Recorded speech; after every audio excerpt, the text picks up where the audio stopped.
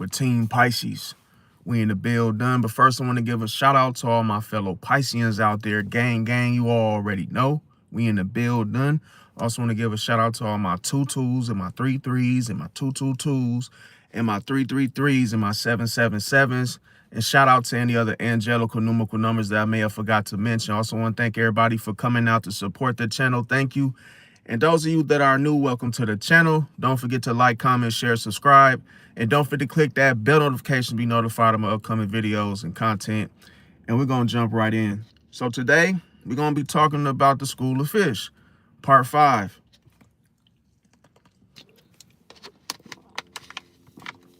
And in this segment, we're going to be talking about respect isn't free. See, one thing as we talked about loyalty yesterday, today we're talking about respect. Respect isn't free. And we're going to be talking about why Gemini, Sagittarius, Libra, Capricorn, and Scorpio test power. Pisces powers to be exact. So let's jump into it. See, the thing about it is they want Pisces love, but they don't want Pisces truth. And we're going to discuss it because every zodiac sign, you know, they come to a Pisces and they treat a Pisces power differently. And on top of that, you know, they like to test Pisces limits to see what we're made of. Why? Because they want to push boundaries.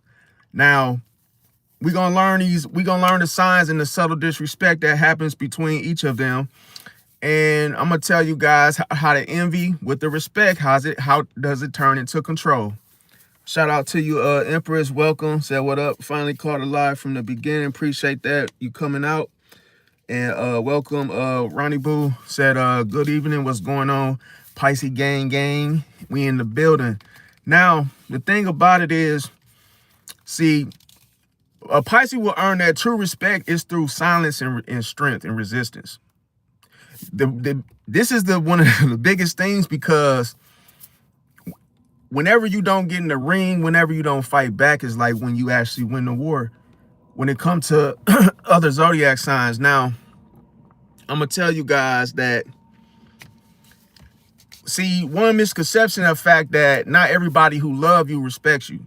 See, and that's something that a lot of people misconstrue.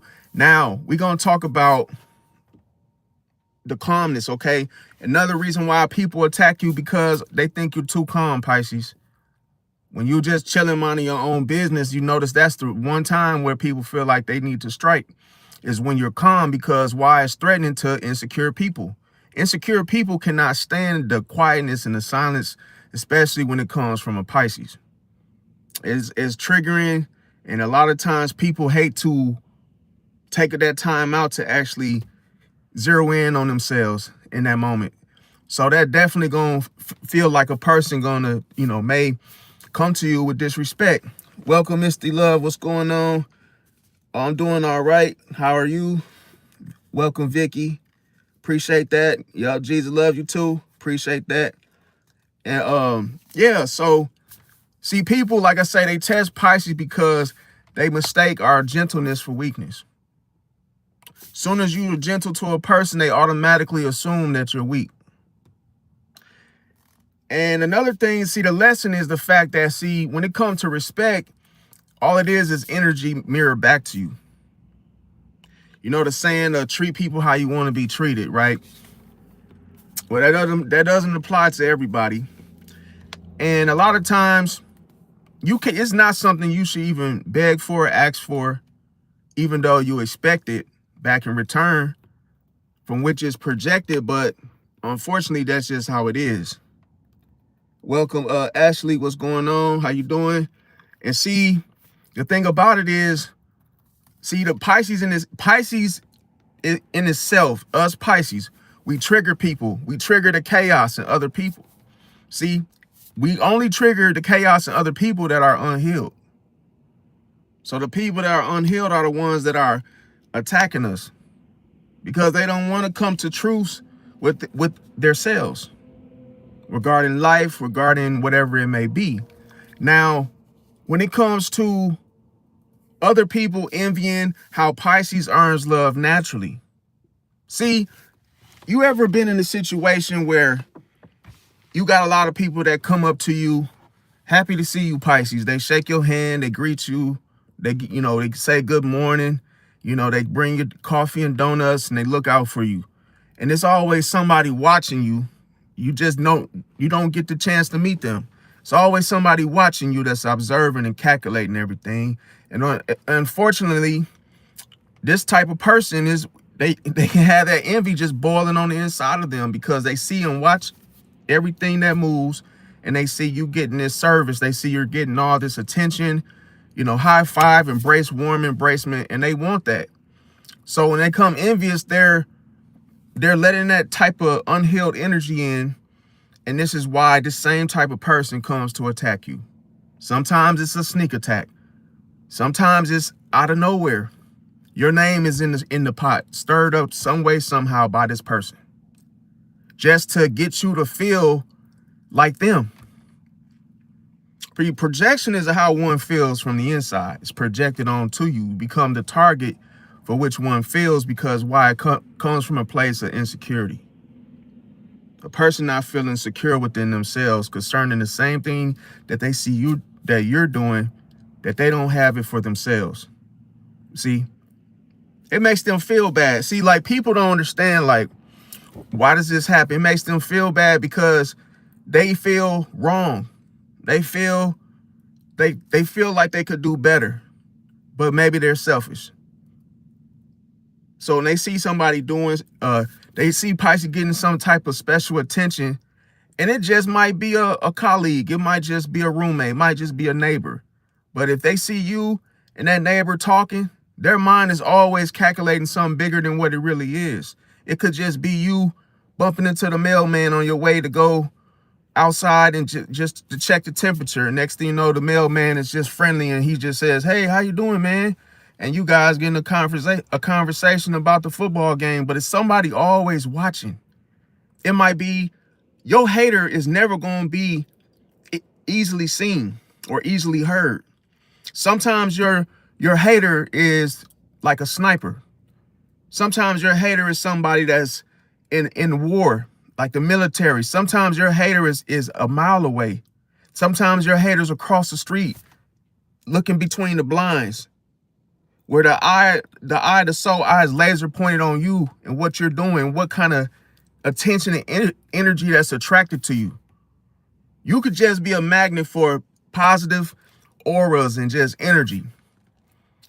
Because why? You're a member of the collective. So people that are against that, because people ward off the very thing that they're insecure about. They don't want to come into grips and fix it or change it or heal from it. So if they see you doing so, then hey, they're like, hey, we can't have none of this going on. I don't like, let's say you're dealing with someone that's antisocial and they see you're meeting and greeting and everybody's, social. The very thing that the very thing they don't want, they see you doing it, they're gonna hate you. See, why is this guy so friendly? Why is he always talking to somebody in my front living room? Of which one feels, and it absolutely had nothing to do with him. He's just being disrespectful because he wants to push your boundaries. See, sticking your nose in other people's business is what we call it. Because your living room window, like, have you ever been to a neighborhood where you see people's windows are wide open, no blinds? I understand it's a preference thing, but it's a nosy thing as well. See, you have nothing going on in your life that you want that window wide open, but you don't see the risk involved because, hey, that's an easily burglary. For one, people can see, just as you want to see what's going on outside, the outside on looking on in your window. See, that's an easy access for somebody to see what you got going on. So the very time, in that mindset, you might think, oh man, I'm about to go look into somebody else's business, but now the very thing, see, that's the projection. You want to be in everybody's business, so everybody's going to be in your business. It's your energy that you put out. It comes back. See? Now let me see, check something.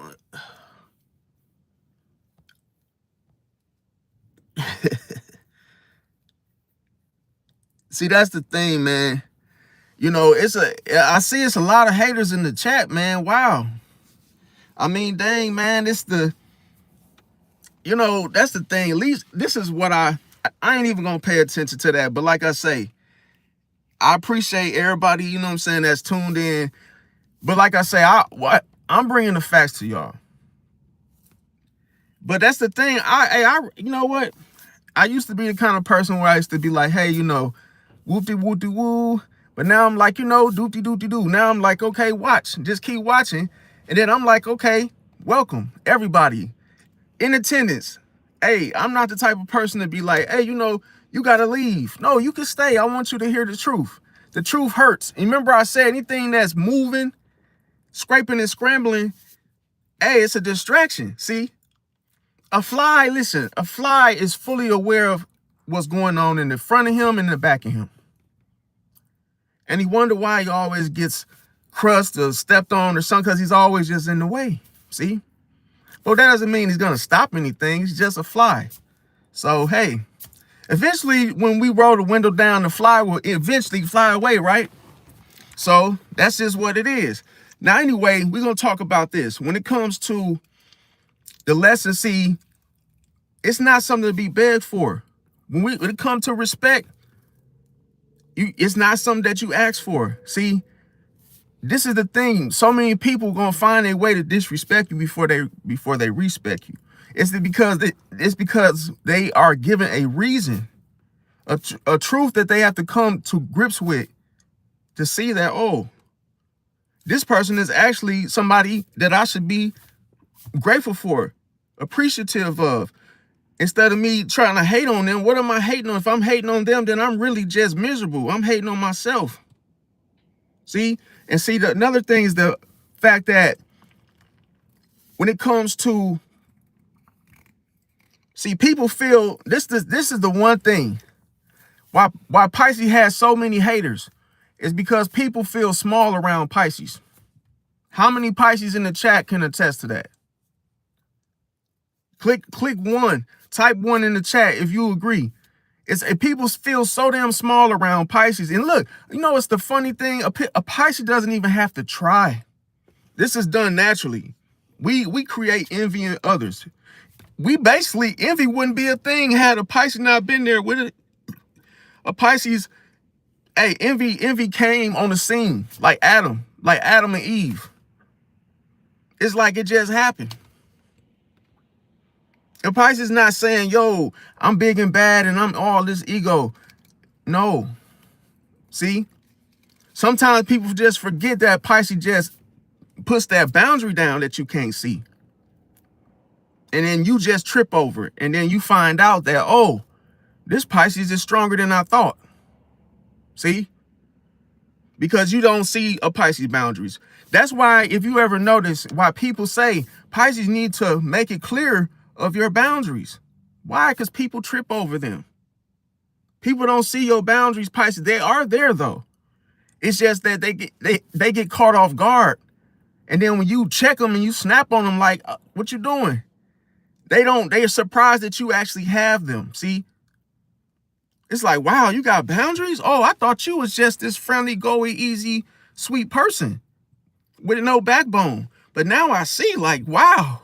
You didn't shock me. Damn, you checking me and you're telling me I didn't know you had it in you. See?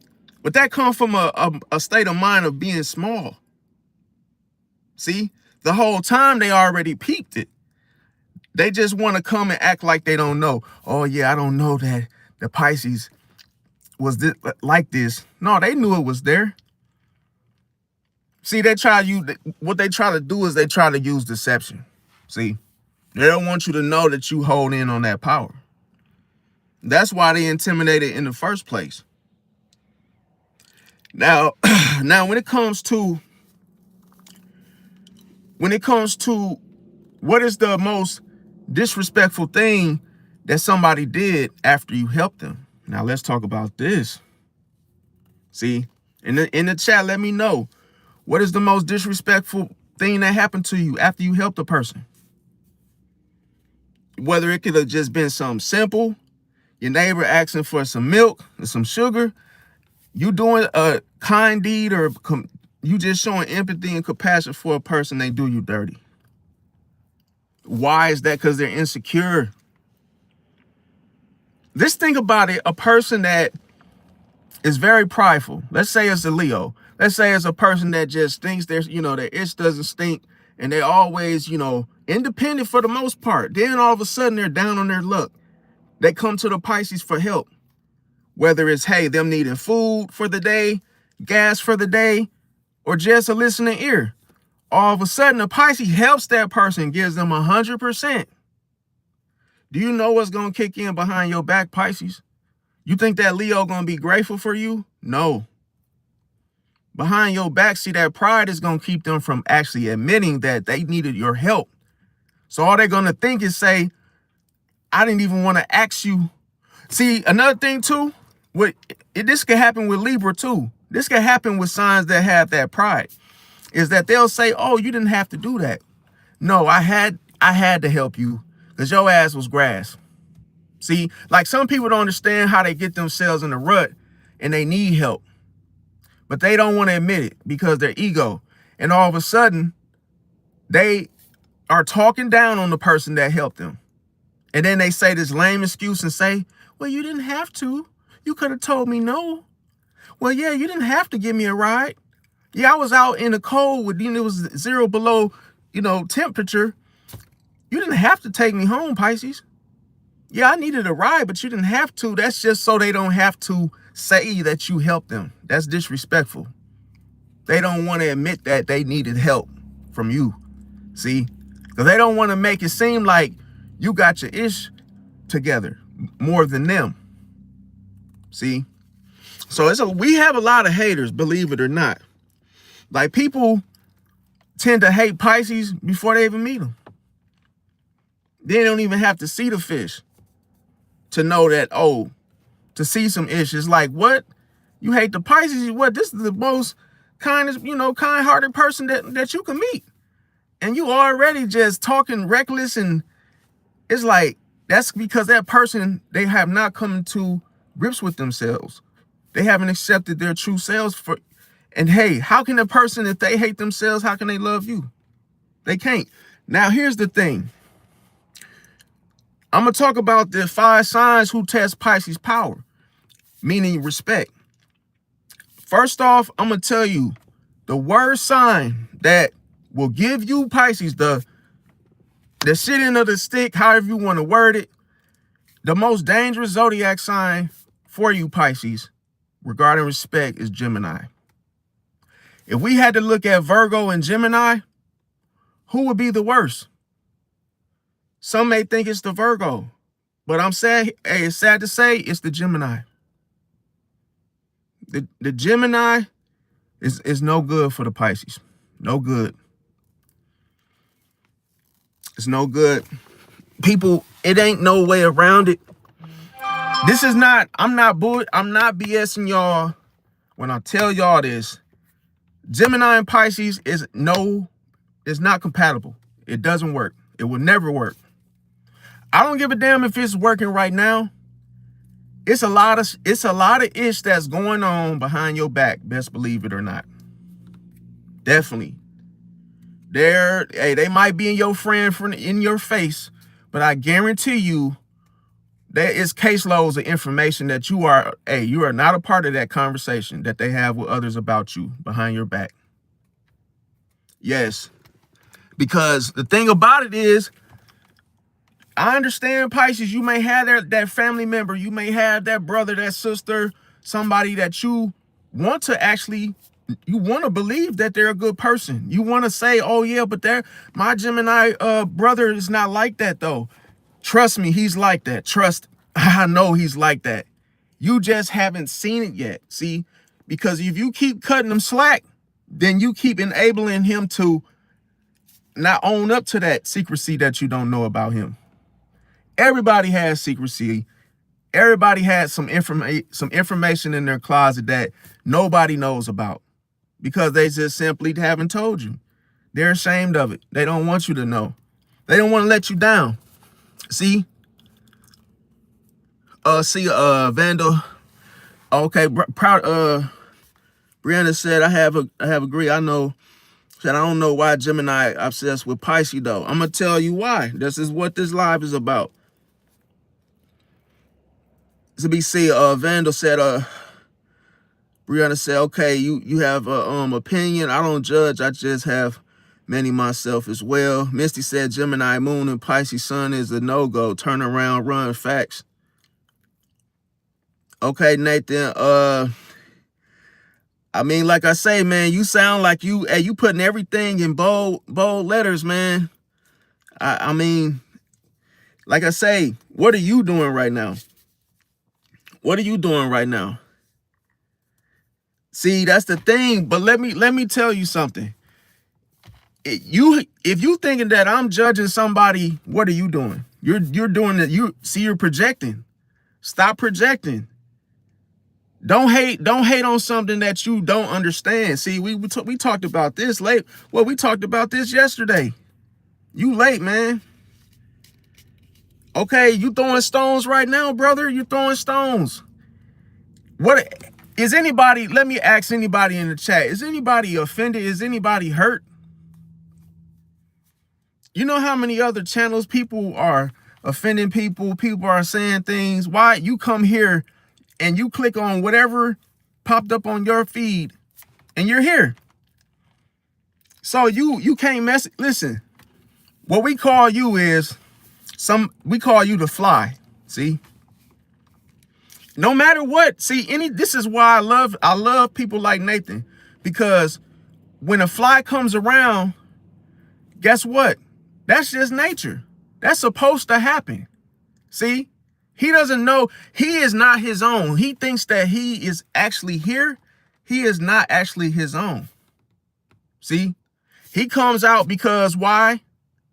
He's a visitor. What do visitors do?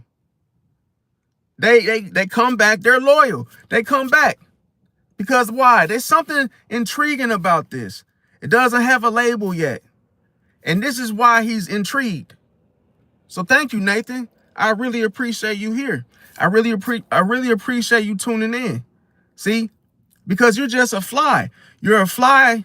And a lot of times you don't even know why you're a fly. Am I right, Nathan? Am I right? But this is the thing, man. Like, where artists, I'm going to just say it like this.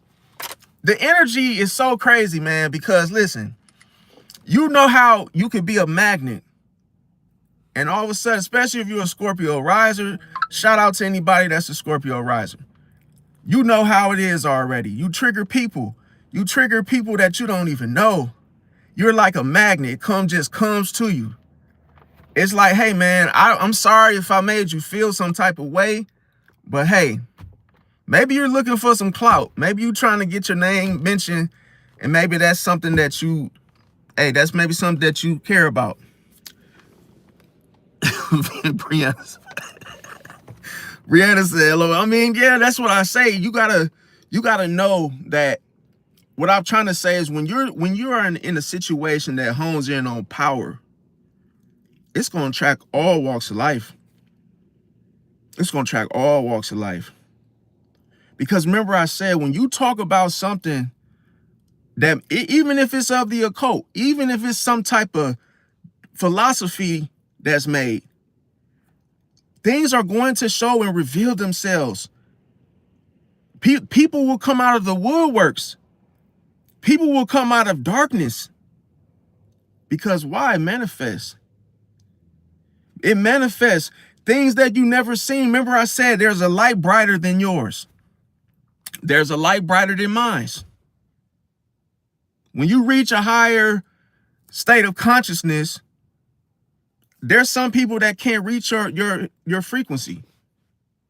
But that doesn't mean that they're a part of that doesn't mean they're a part of your energy. They're just spectators. See, they are threatened. They're threatened in such a way that they have to react. Scorpio draws that wedge. Scorpios trigger you. They make you react to what they're doing. Because why? They pick up on motives. It's like a radar, X-ray. They scan, they read the room, and they attract certain type of people. So I'm not surprised because listen, have you ever been in a situation where you're driving and you see one of those caution signs that tell you that, hey, there's deer. Hey, they say you see a deer sign, you just might have to watch out for a deer. It didn't say when. It didn't tell you when a deer will pop out of the woods. No, it just said, hey, caution deer. So if a fly or a deer or whatever it may be jumps in the way, you were already forewarned. Because that means that you cannot control what actually shows up. See? You just got to keep it moving. That's what you got to do. No. I mean, Empress, I know what it is. Like, we know what it can be. Some may call it trolling. People may, whatever it is, be my guest. See?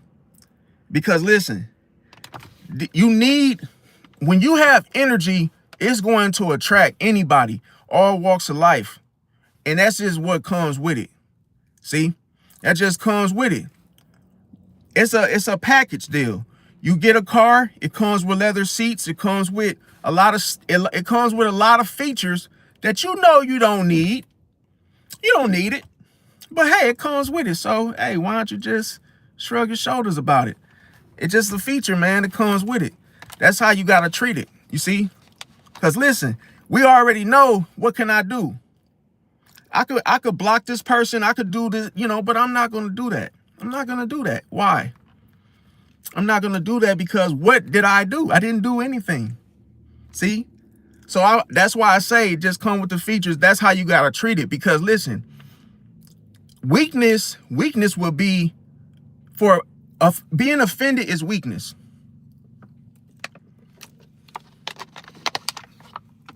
I'm gonna tell y'all something. This is sauce for the thoughts. Weakness is when you feel hurt, you feel wronged. That comes from a place of weakness. See? Because something within you, it has to be strengthened. See, if you're built like a fort and somebody throws a stone or hey, somebody throws a rock and hides their hands, you don't have to throw the rock back because you won already. Think about it. If somebody is reacting to what you're doing, keep doing it. You're getting friction, you're getting tension, you're getting traction. See? It's almost like a tire. It starts to grip the road. See? You're on to something. Because why? Somebody, your energy has triggered someone. See that? You need that. See? That's for you to get closer to your goal, your destination on time. So embrace it. Telling you, you do this in life and apply it to everything, you will see that I'm right. You will say, it ain't even about me being right. I'm saying like you would actually see it for yourself and be like, what the hell? It opens your mind and you like, wow. Change your mindset and your perspective. Telling you. Now, let me see. Yeah, y'all, don't mind. Pay him no mind. It's like I say, it's scraping and scrambling.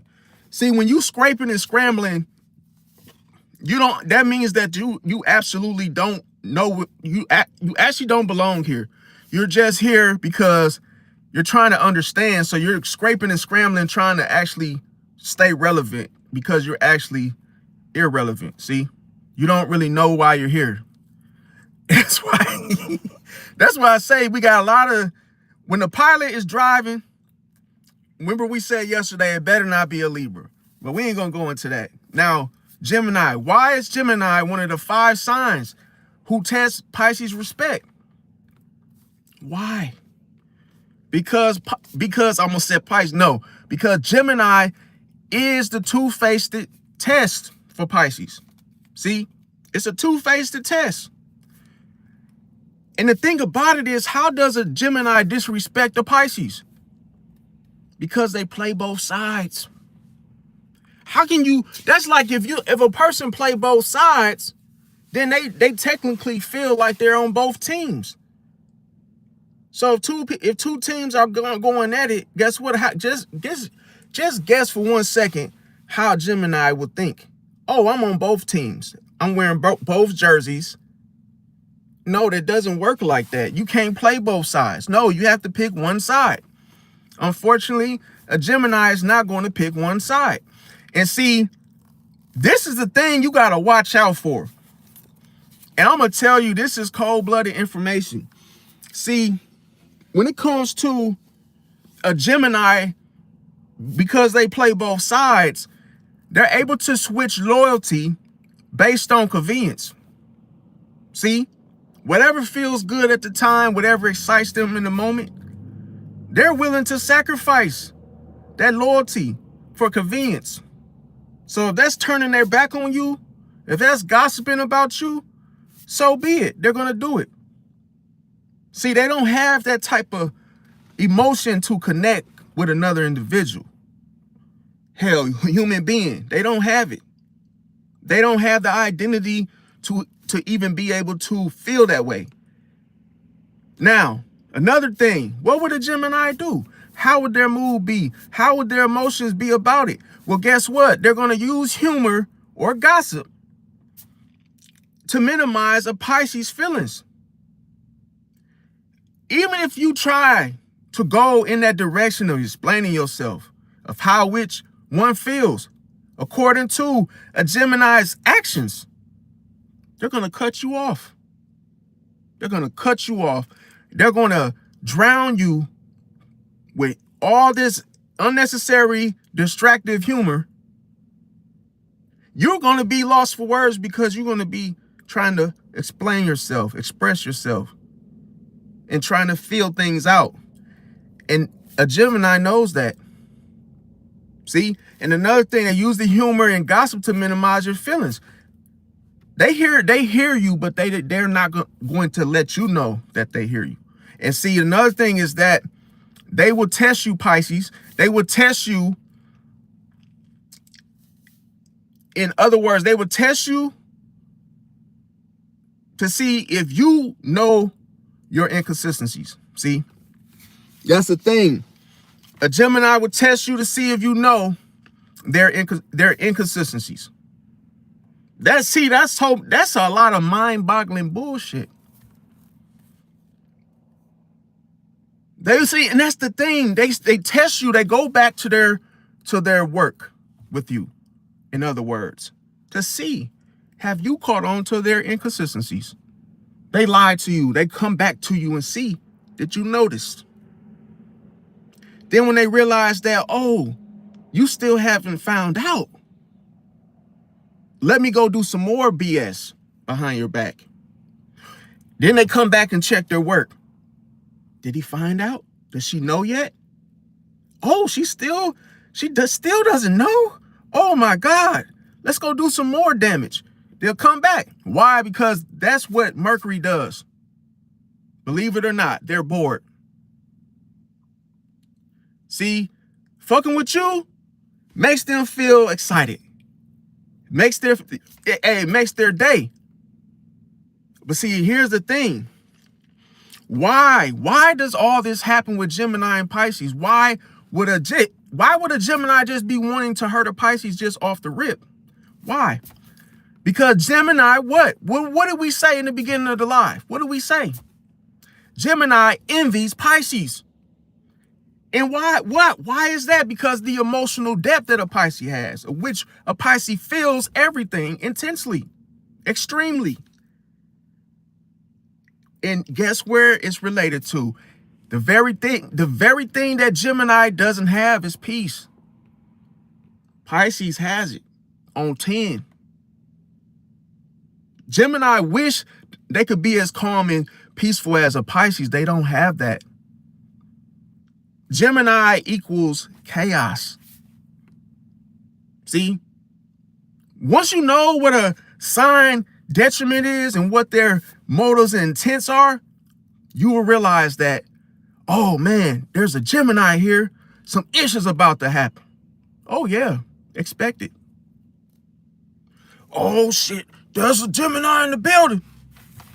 Everybody, let's go. Let's hide. Let's seek safe shelter. How about that one? Because they know they're about to do some fuck shit. Because they can't control themselves, I'm telling you. We gonna talk, I'm finna break this down. Hey, forget a spaz out. I'm finna break it down and let you guys know, Geminis, and I'm finna I'm talking about breaking it down from the twins. What does that mean? And why and how? So you guys get a complete understanding about this. Because it's no joke. People keep forgetting that Gemini is the twins, man. Stop thinking it's one person. That's the worst thing you could do is say, well, I know Real be talking about them Geminis, but I just don't think that it's actually nothing to do with astrology and twins. I don't think it's really true. Until that Gemini start just really effing up with you. And all of a sudden, they're doing it very quickly. It's like this. A Gemini can really hurt you so bad to where by the time you find out, they already done took a flight already. They out of the country. They gone.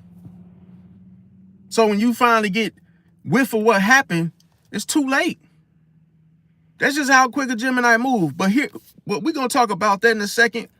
But when it comes to Gemini and why it happens, another reason is the fact, see, their curiosity, it turns to comparison. See? And that comparison turns to disrespect. Because then it goes into what they think about you versus how they feel about you. See? Even if you're right, even if you didn't do nothing to that Gemini, if they feel some type of way and they say, oh, you were right, but I don't like it. I don't like the way you did it. I don't like the way you said it. They'll harp on that. See? And they're very good at comparing. This is a type of person that hears you say and vent that a story of what happened and how you were done in it. A Gemini will manipulate that conversation so that you can name drop and pillow talk about about how an enemy did you just to be friends with that enemy in your face.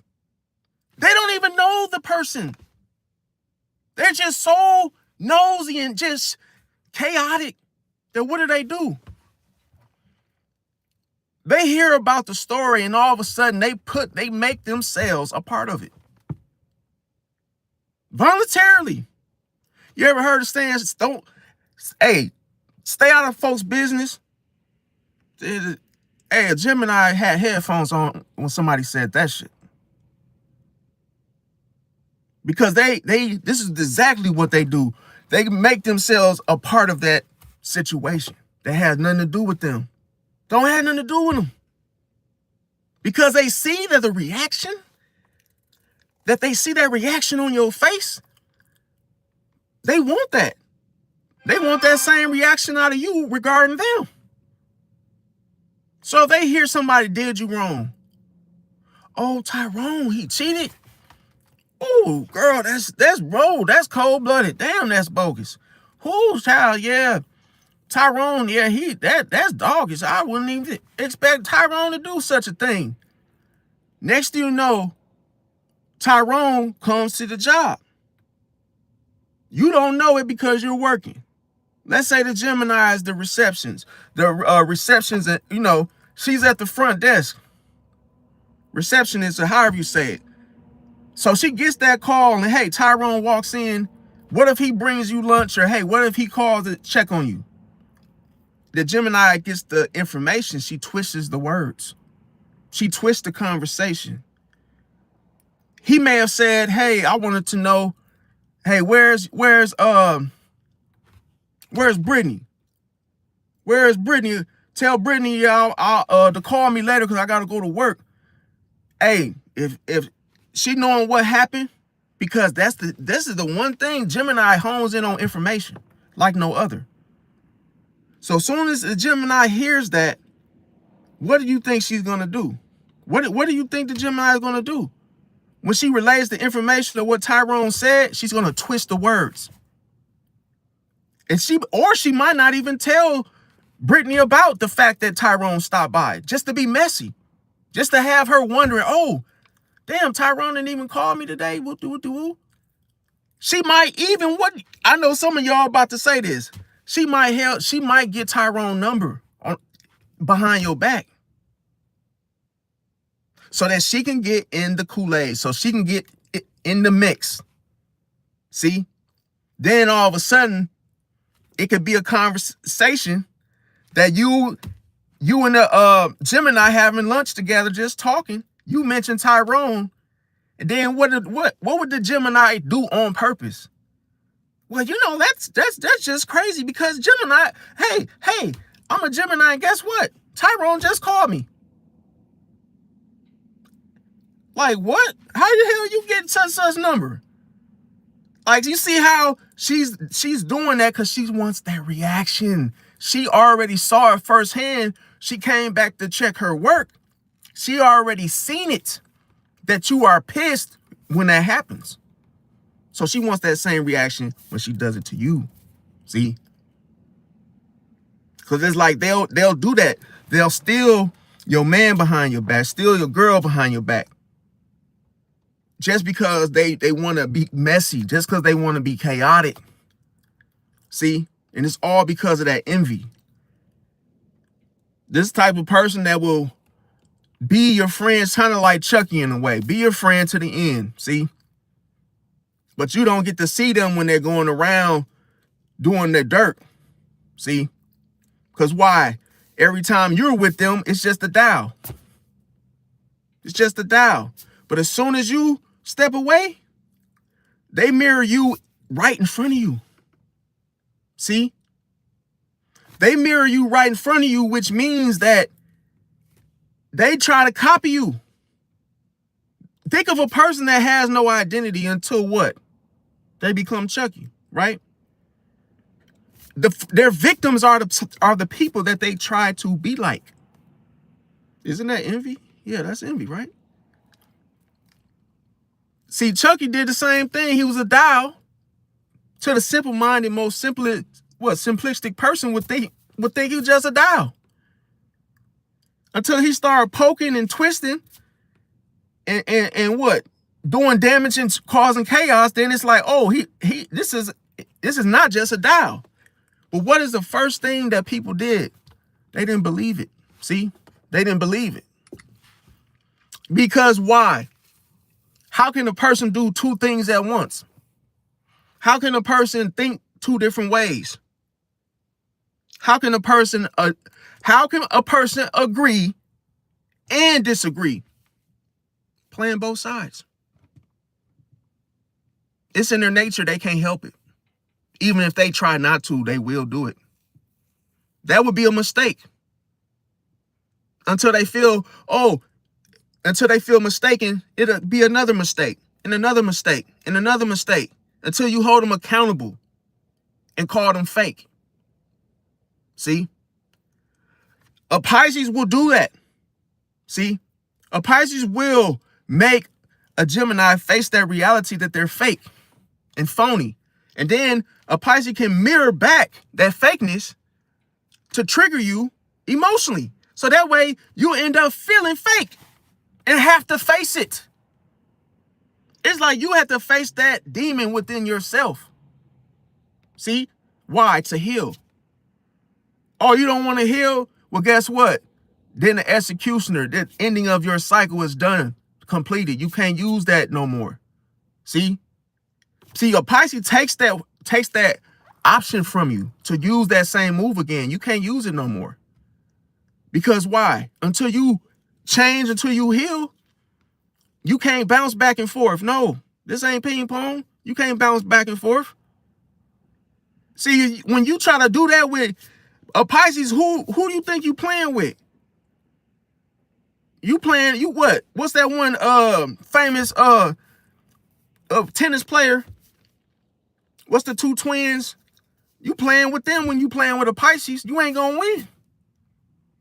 Every time you try to play both sides, a Pisces gonna Ain't nothing, no, we ain't doing that playing both sides. Child, baby doll, however you want to say it. Ain't no playing both sides with Pisces. You're going to choose a side. Whether you, hey, but you got to ask yourself one question. Why do they want to play both sides? Why? And why do they think they can play both sides? See? Because they don't want to lose. See? They don't want to lose. That's the fear. They don't want to lose because if they have to separate, see, see, I'm trying to teach y'all this, man. That's the fear. They do not want to separate the curiosity and the control. See?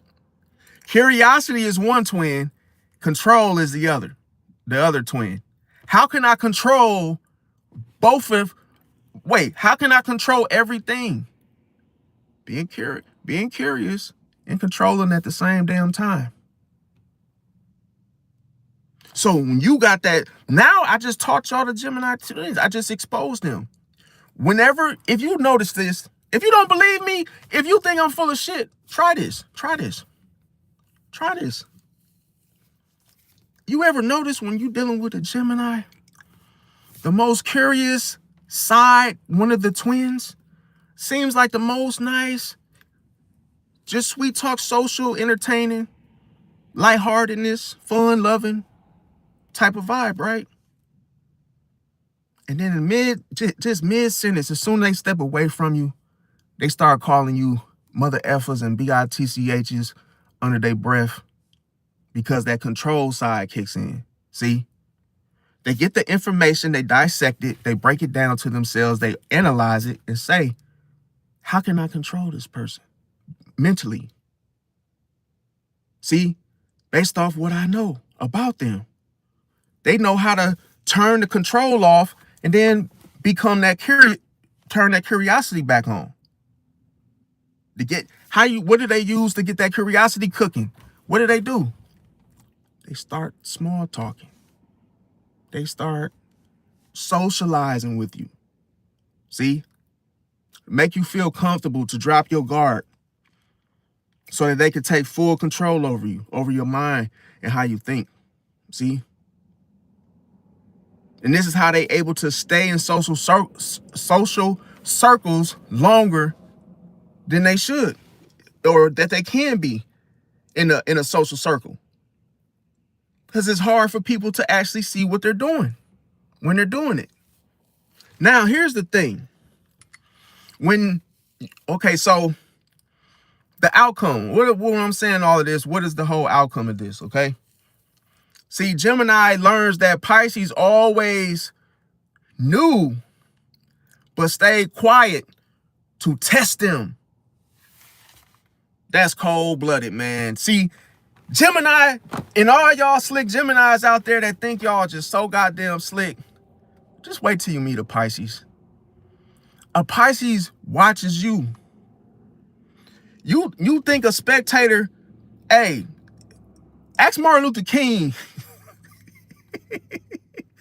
Ask Martin Luther King, did he even see that Pisces with that sniper on that roof? Ask him. Ask him, say, yo, Martin Luther King, yeah, the guy that shot you, hey, did you even see him? He was watching the whole time. He watched you on stage, give your speech, and show your dominance and gratitude towards the world. And what? Where did he come from? See, Geminis don't see when Pisces is watching. Geminis don't never even notice it. They're too busy talking. See, a quiet Pisces is just stealthy. They're just waiting to that opportunity, the right opportunity.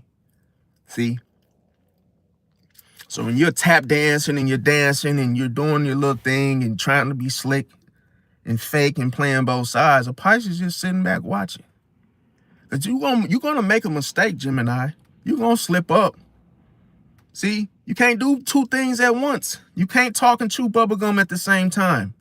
You just can't. So when Martin Luther King, He got killed by a Pisces. Yes. The sniper that killed him was a Pisces. See? And Martin Luther King didn't even see it coming. See? He didn't even see it coming. He didn't know it was going to happen. So what do you think? What do you think that was about? The ending of the cycle. See? The ending of the cycle. Because why? Everybody think Martin Luther King Jr. was a good person. See? Now, if you look at this prophetically, you will see that this is some crazy-ish. Because I believe that Pisces that killed him, he knew that Martin Luther King wasn't 100, fam. Because a lot of people say he was a politician. A lot of people say a lot of different things about Martin Luther King. What history tells us, they just forced that on us to believe it went down like that. But we don't really know. We don't really know. How we don't know he could have been just a puppet? How we don't know that he was sent by such and such? We don't know that. We wasn't alive to see it. But a Pisces ended it. So that what? A new thing could come. See? You got to pay attention to how things are done. You got to pay attention to the chain of events, the timing of things. See? That's how you got to look, because everybody say Martin Luther King is this and that. And they use a story to make people feel some type of way. But remember, Capricorns are strategic regarding their dominance and influence. So if that was something to deceive the nation into thinking that whatever he was preaching about was a thing, we already see it causing more problems than it needed to be. But Pisces ended it. See? In other words, he shut him up. So his influence ended right there. See, that's the thing you gotta pay attention to. Now, when it comes to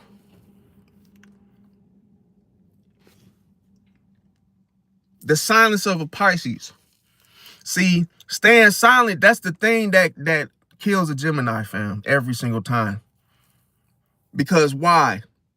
When you're quiet and silent around a Gemini, guess what happens? A Gemini will always contradict themselves. That's cold-blooded. See, they would contradict themselves on both sides. Because it's two things. You can never figure out a Pisces no matter how curious you are. Curiosity killed the cat. Or just being a Dumbo like Curious George. And on the other side of the other twin, being controlling, you can't control a fish. You can't control a fish. See, you would never catch a fish unless it opens his mouth. See? Which Pisces seldomly do that. They don't like to talk about anything. So when it comes to that, a Gemini stand no chance. But here's the thing: when a Gemini image falls apart, that's what happens without you saying a word, Pisces. So they're playing both sides to try to push their image out there. That's what Donald Trump does. Playing both sides just to keep his image. But see, when Pisces doesn't say anything, it confuses a Gemini. Because of the timing. See, when you're silent, the enemy gets confused. They get confused, especially a Gemini. They don't know whether they should be curious or whether they should be controlling. And that uncertainty that happens on the inside, which a Pisces controls that, you can't shapeshift. You don't know what to do. So you end up confusing. You end up confusing the way that a Gemini operates. So it's like you end up crashing their computer. See? The way that they flow. You end up disrupting that. You end the cycle. So momentarily, while they think they're doing something, they will slip up and use the wrong twin. And once they slip up, it's like the floppy disk just flips out of the computer. It's just like, oh, it's over with. You slipped up. Now, oh, you a liar. See, a Pisces just catches that one little time. That Gemini just slips up, it's over with.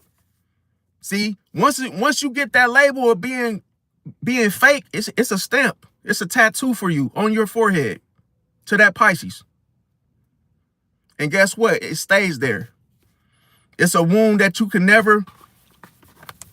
never can get that off, because that's how you're gonna always come into grips and face that reality. See, until you heal, until you change. Or let me tell you what it'll do if you don't come into grips or change your life or heal from that truth. It would destroy you. Yes. Yes, because why? You would not have the confidence that you once had when you done it the first time. See? Because, see, a Gemini doesn't want to they feel like they're the smartest person in the room. If they do something that doesn't work, they lose that confidence. See? They wouldn't want to use the same thing if one person found out their truth. See? That's the worst thing for them, because it's like, wow, I thought I was the smartest one doing this, and now this person has disrupted that. See? Now, when it comes to Sagittarius,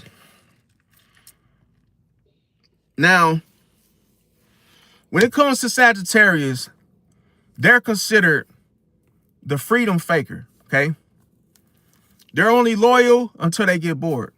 So this is how Sagittarius is. Sagittarius will be loyal. They draw the illusion of freedom.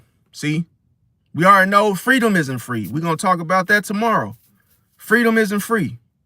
See? None of us are free. That's an illusion. People don't know this. Like, this is the game of life. See? You're not free. See, you can't run out there and do what the hell you want to do. No. See, you're not free. You abide by the laws of your city, your nation. Guess what? You're not free. See? So the Sagittarius, the rules of the laws apply to you, whether you want to accept them or not. So you try to draw the illusion of freedom, and it's not realistic thinking. You're never free. See? You can never be alone as you would like to. That's another thing. You have no control. It's an illusion. You have no control over anything that you have right now in front of you, behind you. There's no control. We are all flies. We are all flies. So how can we hate somebody else that's the same as us? They're a fly too. They're a fly too. I'm saying it symbolically, you guys. I'm not saying it literally, okay? Give me a break. I'm saying if you think like that, it will actually be less difficult to live your life. We're all the same. We're human. So that's basically what I'm saying. So when I say a fly, that's what I mean, like symbolically. Now, if you look at it in that analogy, it's like, okay, well, damn, that means that at any moment I could just be swatted. I could be stepped on. Exactly. You have no control. So the thing why I say that is that's the simple fact that there's no freedom. Now, here's the thing. How does a Sagittarius disrespect a Pisces? I'm going to tell you. This is why Martin Luther King got it was a rap. Now, I'm going to tell you why. And I'm not being disrespectful. I'm just telling the truth. I'm just being transparent with y'all. How does a Sagittarius disrespect a Pisces? Because they use honesty as a weapon. Cold-blooded, man. They're not being honest because they're honest. No. They're being honest and they're using it as a weapon. See, The archer knows, see, the archer knows this. He's slinging those on a slinger. He's slinging those truth arrows into you. I thought that the truth hurts, but not intentional. So if you're intentionally trying to hurt me by telling me these truths, then that just means that you're not real. See, your intentions are impure. Watch this now. Here's the thing. The thing that they do is they pull away emotionally when the Pisces wants depth. See? Oh, what are you backing up for? Why are you pulling away? I thought you was being truthful.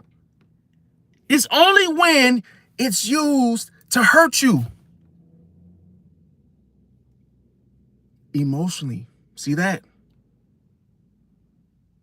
They try to find ways to hurt you emotionally, Pisces.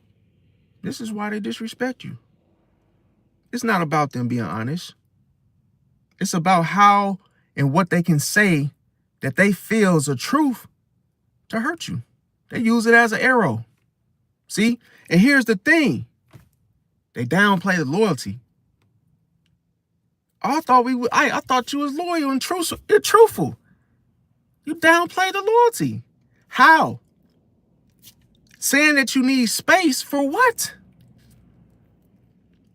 You downplay the loyalty by saying you need space, Sagittarius. What do you need space for? See? They need space to hurt you. They need space to sling that. How, if you are right in front of them, how the hell are they going to hurt you? That's because they're not honest. That's the illusion. See, you got to know that every zodiac sign comes with an illusion. The charm with the Libra, the charm is the illusion that everything's going to be all right. When one of the flight attendants is in the back of the plane telling the damn Libra where to turn because they can't make a decision. They're indecisive. You got to talk for them. They are not natural born leaders. Come on, wake up, man. See, wake the hell up, fam. And this is the way it is. I don't give a damn what nobody else say. This is the way it is. Every sign has that illusion. See, Pisces has see, this is the thing. Remember I said Pisces is the Professor Xavier of the zodiac, okay? You could damn near look at damn Pisces as apocalypse if you want to. See? And the thing about it is, Pisces knows the detriment of every sign. See? The weaknesses and the strengths. This is cold-blooded. And now here's the thing. Why does this happen? See, Sagittarius envies Pisces' ability to feel intensely without losing control.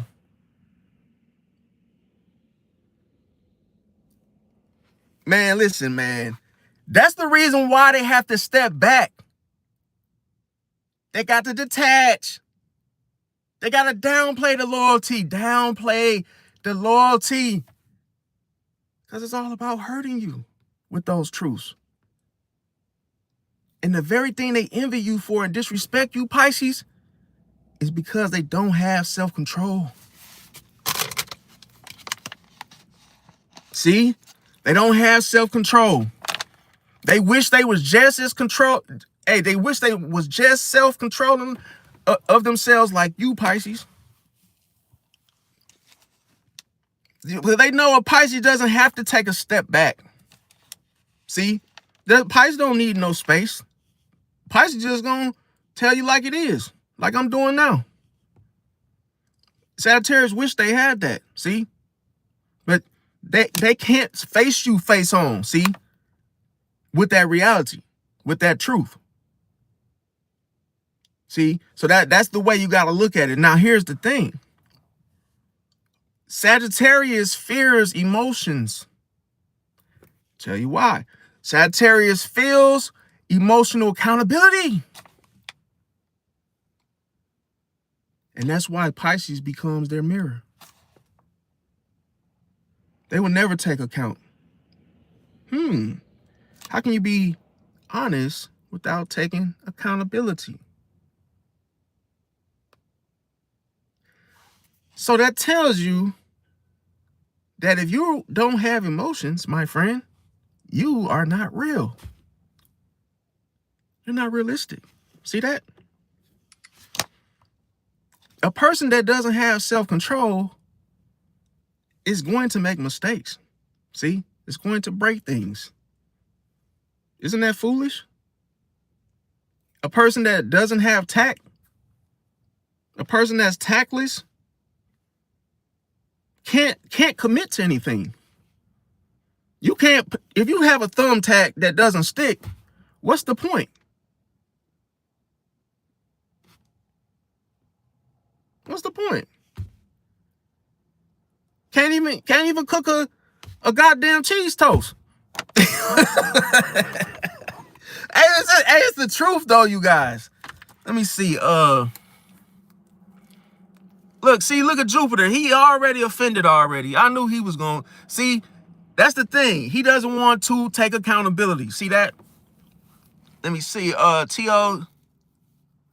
Said you live in Cool Chief. Hell yeah. Brianna said, well, Pisces has a weird danger in losing interest. Yeah, that can happen too, Brianna. Brianna said it's like you lose interest in your life. Oh, just leave. Yeah, facts. See? And here's the thing. What is the outcome of this with Sagittarius and Pisces? Is the fact that Sagittarius, they lose respect when Pisces stops chasing. See? The truth, think about this. The truth will always surface in their silence. See? And that's the Pisces. Hey, that's a type of grapple maneuver that a Sagittarius just can't get out of. That's like similar to the sleeper hold. A Pisces silence, a Sagittarius can't compete with that. It can't do anything with that. That's why they disrespect Pisces. See that? Now, when it comes to another thing, this is a Pisces secret weapon regarding Sagittarius. The fact that a Pisces can detach quietly. This is a type of person that can say, oh, you want to spend the night in my house? Oh yeah, sure. And all of a sudden you go to sleep. A Pisces wakes up after having a good time with you, takes a shower, and tiptoes to the front door, lets themselves out, close the door behind them and takes off, goes home for the night. But you still think they're in bed. You see that? Detach quietly. Now, when this happens, a Sagittarius, they can't access you emotionally when you do this. It's like they're still in bed, right? Because why? They realize their freedom isn't worth losing genuine loyalty. But what freedom? You're not free. See? Can't even make a goddamn what? Cheese toast. I'm trying to tell y'all this, man. Look, next we're going to talk about Libra. Now, Libra, in this situation, is considered the sweet strategist. Oh, yeah, that charm that they have that's done as a strategic weapon. See, let me tell you this. How does a Libra disrespect a Pisces? In the chat, let me know. Let me know. See, Jupiter said you're insecure when this comes to hey, I knew, see, you just like a fly, man. I knew you was gonna show up and say, you know, blase, but hey, you got it, big bro. If that's how you feel, hey, I already know you're not gonna take accountability anyway, so you know, but I'm glad you can make it though. Let me see. Brianna said, who Pisces, not insecure, just we detach really easy, lose interest fast when someone isn't loyal. Facts, because what's the point? See, one thing about it, Jupiter, see, you thinking like that basically is just showing just how tactless you are. If you can't stick to if you can't stick to the facts, then what is your truth? What is your truth? See, I ain't mad at you. You entitled to your own opinion, but you're not free. You're not free in your thinking. See, there's two words when you apply freedom. See, and if you separate the two, you just got free for thinking that you're free, but you're really not free. And then what does it do? It makes you dumb. See, so freedom. That's really what it should mean. That's really what it means to me, and that's what it means. It should mean that to you. Now, Brianna said, calling you bad guy always.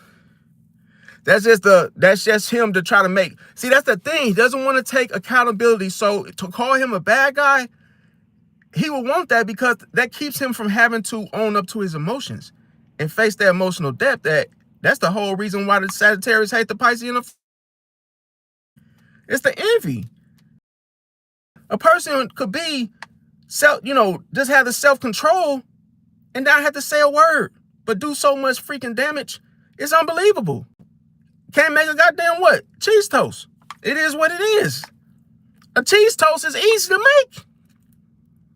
But if you don't apply it to anything, then you won't get hired, fam.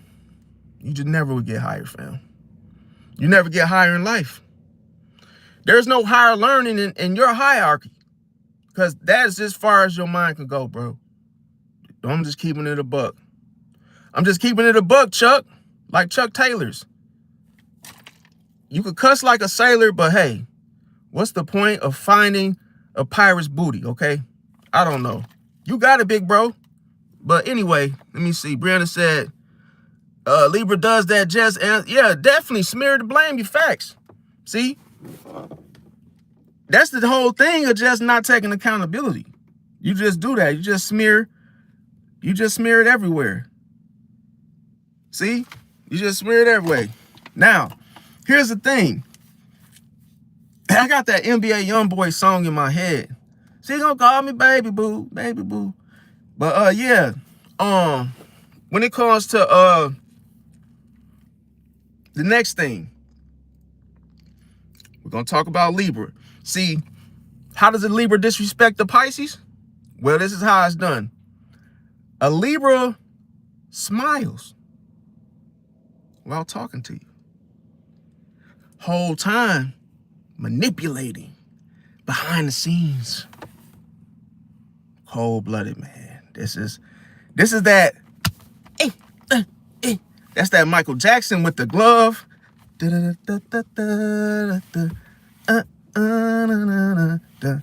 Dancing in your face and got that glove on, but you don't see what the hell they doing with that glove. See, you gotta watch that. That's that Libra. I'm not saying that Michael Jackson is a Libra on what I'm saying. He's a Virgo, but what I'm trying to say is that slick stuff, dancing, it's all entertaining. It feels good, feels smooth, right? But it's always some bull. See, that Libra is very, very sneaky, okay? Now, smiling while manipulating behind the scenes. Now, they like to keep things cute. Yeah, they definitely like to keep things cute. But here's the thing. They try to keep secrets to appear neutral. Man, so this is the thing. Whew. Man, you got to be careful around this one right here. Keeping them secrets to appear neutral. See, how they get you is this: how they get you. They charm you and they charm other people into taking their side subtly, okay? They do this. They share that same damn story and get everybody involved just so that person can take their side on it. And it could be a lie. Be something made up. Here's the thing, why it happens. See, Libra envies Pisces authenticity, okay? You just being authentic. You just being who you are, right? A Libra just simply can't do that. They just can't be who they are. This is why they can't make a decision. This is why they can't be decisive in life. Now, here's the thing. See, Pisces doesn't need charm to be loved. That's why You can't mess with a Pisces Libra. See, you can do that to every other zodiac sign, but when it comes to Team Pisces, it would not work, hey, it's not going to work. A deeper the dabber, like what? Porky the Pig, right? But when it comes to the envy, that's what a Libra does. They just can't stand to see a Pisces being themselves. Now, Pisces doesn't need charm to be loved. So the charm doesn't work. No matter how sneaky and crafty a Libra think they could do it or show it or project, it doesn't work on Pisces. Now, here's the thing. Libra wants to stay liked by everybody. They don't want not one person not liking them. See? And they have to draw that illusion to protect their image regarding it. And here's the thing. Even if it means betraying one person for that likeness, even if they have to betray someone for it, just to be considered liked by everybody. That is so freaking, that's bad for him. Now, here's the outcome. See, they expose themselves when their peacekeeping turns into people pleasing. See, but what is it got to do with Pisces? See, the thing about it is a Pisces will mirror their calm tone, but speak uncomfortable truths to the Libra that they're not willing to face. See, and every time you piss off a Libra, guess what that does to her scales? It messes them up. She becomes off balance when you drop them truth bombs, Pisces, on her or him. And what tends to happen is the balance, it breaks when they're cornered honesty. See, when you bring that honest truth to them, when they feel cornered, their scales, they're not balanced anymore. So what does that tell you? That's when they leave you. Hey, this is when they leave you high and dry. They disappear because they don't want to face that truth for themselves. See? So this is what they do to dance around you, is they people please. They do things. Everybody know what people pleasing is. You're just trying to get everybody to like you, so you do things. But secretly, inwardly, you don't want to. See, but you just don't have the guts or the balls to tell that person truthfully to their face, because you're too busy trying to save face. See, when you person say they trying to save face, what that means is that you just don't want to show how you feel, how you truly feel. So you save face. You save that face. You want to save that. You just want to take the time out to not show how you feel in the moment. You're too busy trying to hide how you truly feel from others, all while the whole damn time you trying to be liked by everybody. That's unrealistic. That's sneaky. And that's just you can't do that. It's just superficial. So that's why I tell you got to watch Libra. Now, here's the outcome. Is the fact that a Libra, they expose themselves when I said the peacekeeping turns into people pleasing. Trying to keep the peace. Everything's going to be okay. That's what I'm talking about. But it doesn't work on Pisces because why? The balance breaks when they're cornered by that honesty. See? Because Pisces bringing the honest truth to them, the scales, they become unbalanced. See? And that's the scariest thing for a Libra, because in other words, it exposes them, in other words. See? For everything that they're hiding. Now we're going to talk about Capricorn. Capricorn is considered the power tester. See? They test a Pisces power, and how do they disrespect the Pisces? Because they try to dominate through logic or authority. See?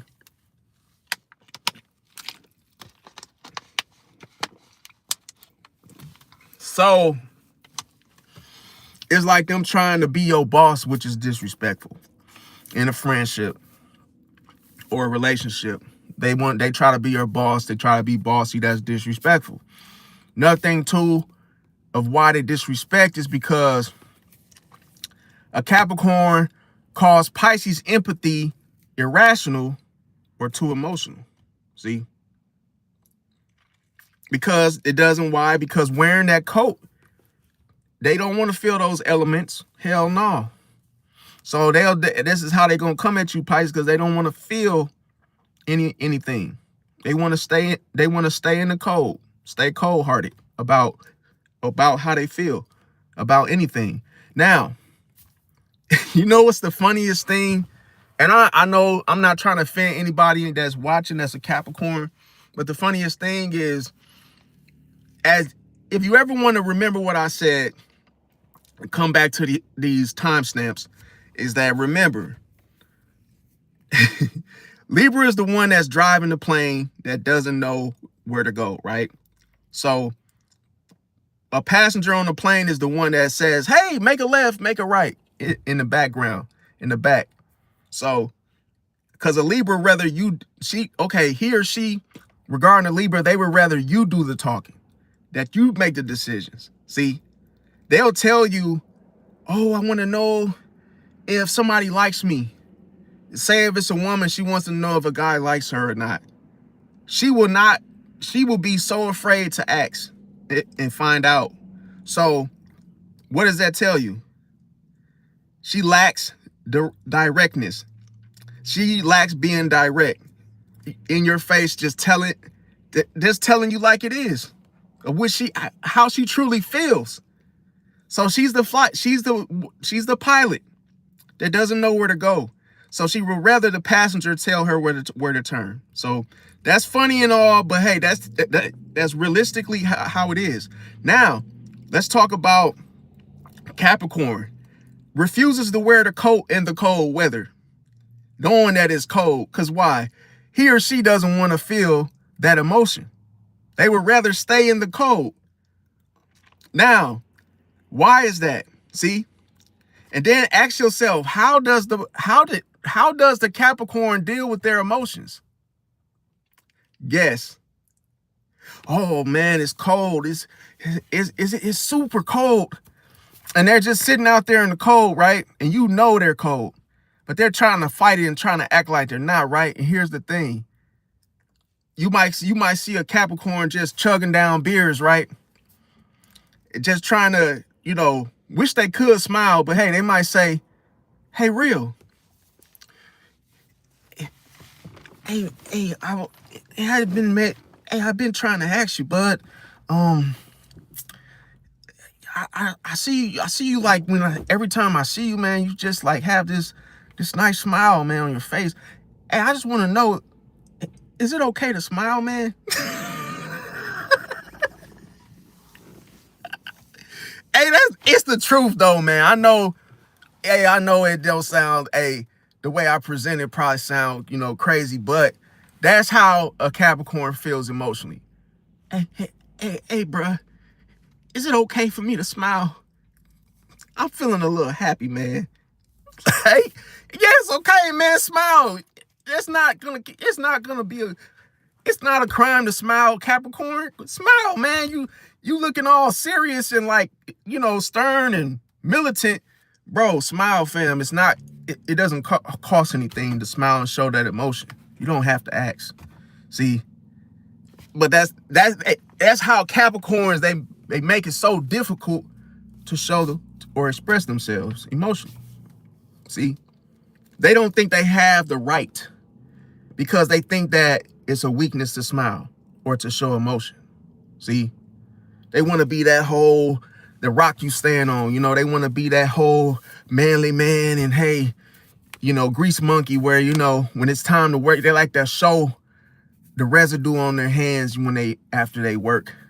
This is what makes you a man. Yeah, chugging down beers and yeah, man, we work on cars over here. You can see all the little residue from the brake pads and the garbage. Hey, you see a garbage can in the garage. They got all the beers in, and then the brake pads is in one bin. See, because they want to project that, oh, I'm a man and ain't no emotions over here. We actually working the code. You see that? Whole time you like, man, I know y'all cold as hell. See? That's the whole thing of pride of a Capricorn. Now, here's the thing. When it comes to a Capricorn, they will use guilt to gain obedience. See? Because why? They would try to disrespect a Pisces by saying this and doing this, using that guilt of that they are the only one that you could rely on. See? Most people say that Capricorns make good friends, you know, in friendships. They can be a loyal, good friend. But when they get disrespectful, especially to a Pisces, they try to make you feel guilty for it, to gain obedience by trying to make you think that you can only rely on them. See? Now, that also is manipulation because they capitalize off of you doing this, taking credit for your work, stealing your idea. They can move up in the company this way by trying to make you think that you need them. So you end up believing them. Then what ends up happening? You promote them to a higher rank in the job, because that Capricorn has planted that seed that, oh, you have to rely on me. You can only rely on me. I'm the only one that will show up. I'm the only one that'll actually keep this place organized. So you got to pay me more money. And hey, you got to promote me, man. I'm the only one. And this is how that Capricorn, this is how they climb that. This is how they climb that mountain. And this is how they disrespect Pisces doing so. Now, why does this happen? It's because Capricorn envies Pisces' effortless intuition. A Pisces knows you're trying to get to the top, Capricorn. And a Pisces is not going to let you get there easily by manipulating them. You can't do that. I don't give a damn if you best friends with Saturn. Tell Saturn, hey, it ain't gonna happen. See? Now here's the thing. When it comes to Capricorn envying Pisces' effortless intuition, their control is external, okay?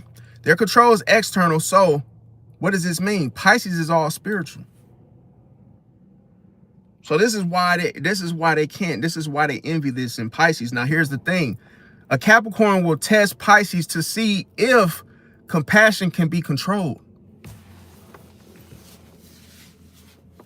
See? You see how all these, it's like we keep hearing the same words like control and curiosity and control. And see, Capricorn does this. Now here's the thing. The outcome of all this is the fact that when Pisces stops explaining and starts observing, see, Capricorn loses power. Because this is the thing. You ever been watched while you work? It's annoying, right? You feel like you're being micromanaged, right? But only if you're not really working. See? Because why? That means that you know that you're not working hard enough. You know that you're not doing your thing like you're supposed to, right? You're not disciplined, right? So the same applies to Capricorn. They don't like to be watched. They don't like to be controlled. They want to be the boss so bad. They want to fill your shoes in your own business. See? But trying to act like they're your right-hand man to get to the same level you are, what is that? That's deception. See? And that's how they sneak their way to the top. See, it's a strategy. See, if I act like I'm the only one you can rely on, You got a friend in me kicks in. The song started playing on the radio. All of a sudden, you start to promote me because now I influence you to believe that type of reality for yourself into making me seem or appear to be somebody that you can count on, right? So you put me in position, and you put me in a high position because, hey, I already, even if a Capricorn put the work in, they can actually do things to get to the top, sneak their way, manipulate their way to the top, meaning they could become a CEO or a co-owner. And people will look and say, wow, they just started. How the hell did they become owner? How the hell did they get that? You gotta ask yourself, why? Why did they get that? See, they want that power, man. They want that power because they don't want to take any orders from anybody. They want to be the boss in any situation that they get themselves into. So that's how you got to look at a Capricorn. See, a Capricorn is stealthy. Think of the turtle in the race. Why did the turtle always win? Because the turtle was strategic. See? And the deception of the turtle always winning the race, you got to ask yourself, you have to, listen, you always have to question things. You have to always ask yourself, why? Always add why into everything that you do. Everything that happens, always leave room for why. Why does the turtle always win the race? Because he's strategic. The deception is for you to assume that I'm slow because I'm more bulky, because you're looking at the control externally. But what if that turtle has the intuition and knows exactly how to breathe when they're running? Cold-blooded. It's a strategy that gets you to the top. Capricorn knows that. So the strategy is that if I act like you're the only one, if I act like I'm the only one you can rely on, guess what? You're going to become deceived that I am. So then what happens is, by me saying I am the only one you can rely on, break that down. I am the only one you can rely on. Are you trying to say, or isn't that's godlike behavior, right? That's kind of like the devil talking. You're basically saying that you're trying to make yourself appear like this big, huge person or entity to my company. You're carrying yourself like a businessman, thinking that way, right? So that's why they manipulate themselves and use deception to get to the top by having that godlike complex. I'm the only one you can rely on, man. Nobody here works as hard as me. See? It's because people assume that it's confidence. It's not confidence. See? It's not confidence. It's a strategy. Because that's how they actually end up taking over. Oh my God. So this is how Capricorns end up taking over your business. This is how they end up running your business. This is how they steal the show. Because you trust them. You trust their words. Because when you hear them say that, that's kind of like what you want, right? You would probably you want that. You want that for your company. You probably need that. That's what you want to hear. But see, a Capricorn plays off of that. They try to act like they're helping you, but really they want to take over your shit, like take over your business. See? When you take power, it's hard to take it back. When you give power, it's hard to take it back.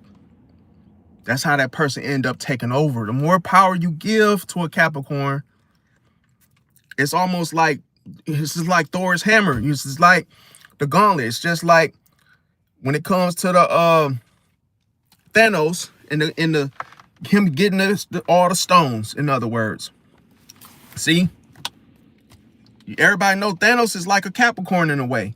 He did all of that just to get he did all that strategic stuff just to get them stones he wanted. See? You notice his persona changed once he got the stones. See? He snapped his finger. It's almost like he played his role all the way through. It was a strategy. Then as soon as he got all the stones, he showed that inner demon just came out. Like that's exactly what he wanted, was that he wanted all the power. See? And how they capitalize is that they'll take something that you have and then they'll basically say that they own it.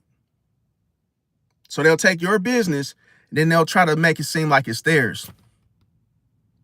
And they'll even be telling the customers, like, acting like it's their business. Then once they take all your customers and they basically deceive them into thinking it's theirs, then when you, the owner, shows up, nobody respects you or think you're the owner. They're like, hey, where's that one guy with the suit and the tie? Where's Taylor? Where's Tim? Oh, Tim's not here in today. Oh, well, tell Tim to give me a call because I want to get some work done. It's like now the trust is in his hands because he has programmed and deceived them into thinking that he's the one running the show because you gave him the power. See, that's why you got to watch Capricorn, because they will work hard in your company. They will show up to work every day. But at someday they're going to want to take that over. Telling you, they're going to take that off your hands. See? And then they will have that talk with you to stay close to you, to get you to promote them, to give them that power. Now, here's the thing. When it comes to the outcome, see, the thing about it is, when I said you have to observe them as a Pisces, that's when the Capricorn loses power. See, because now an illusion always outweighs a facade. In no way in hell that strategy will go unnoticed when a Pisces observes. Remember, when a Pisces awakens, it's over with.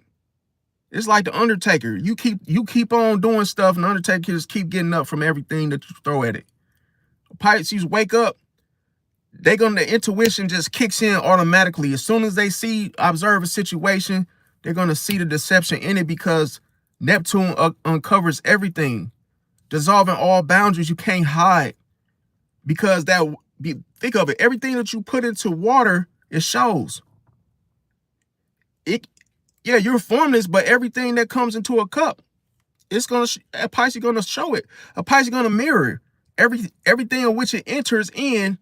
A Pisces is going to mirror that of which is there, or whatever is existent. Anything you put dirt in a cup, you're gonna see it. You put anything into that water, the Pisces gonna catch it every time. Thing is that Pisces is not the type of quarterback that you think they are. If they catch anything that jumps out at them, they're playing for keeps. You don't know what they caught on to. That is why Capricorn loses. This is why they lose power. They don't know what the Pisces saw.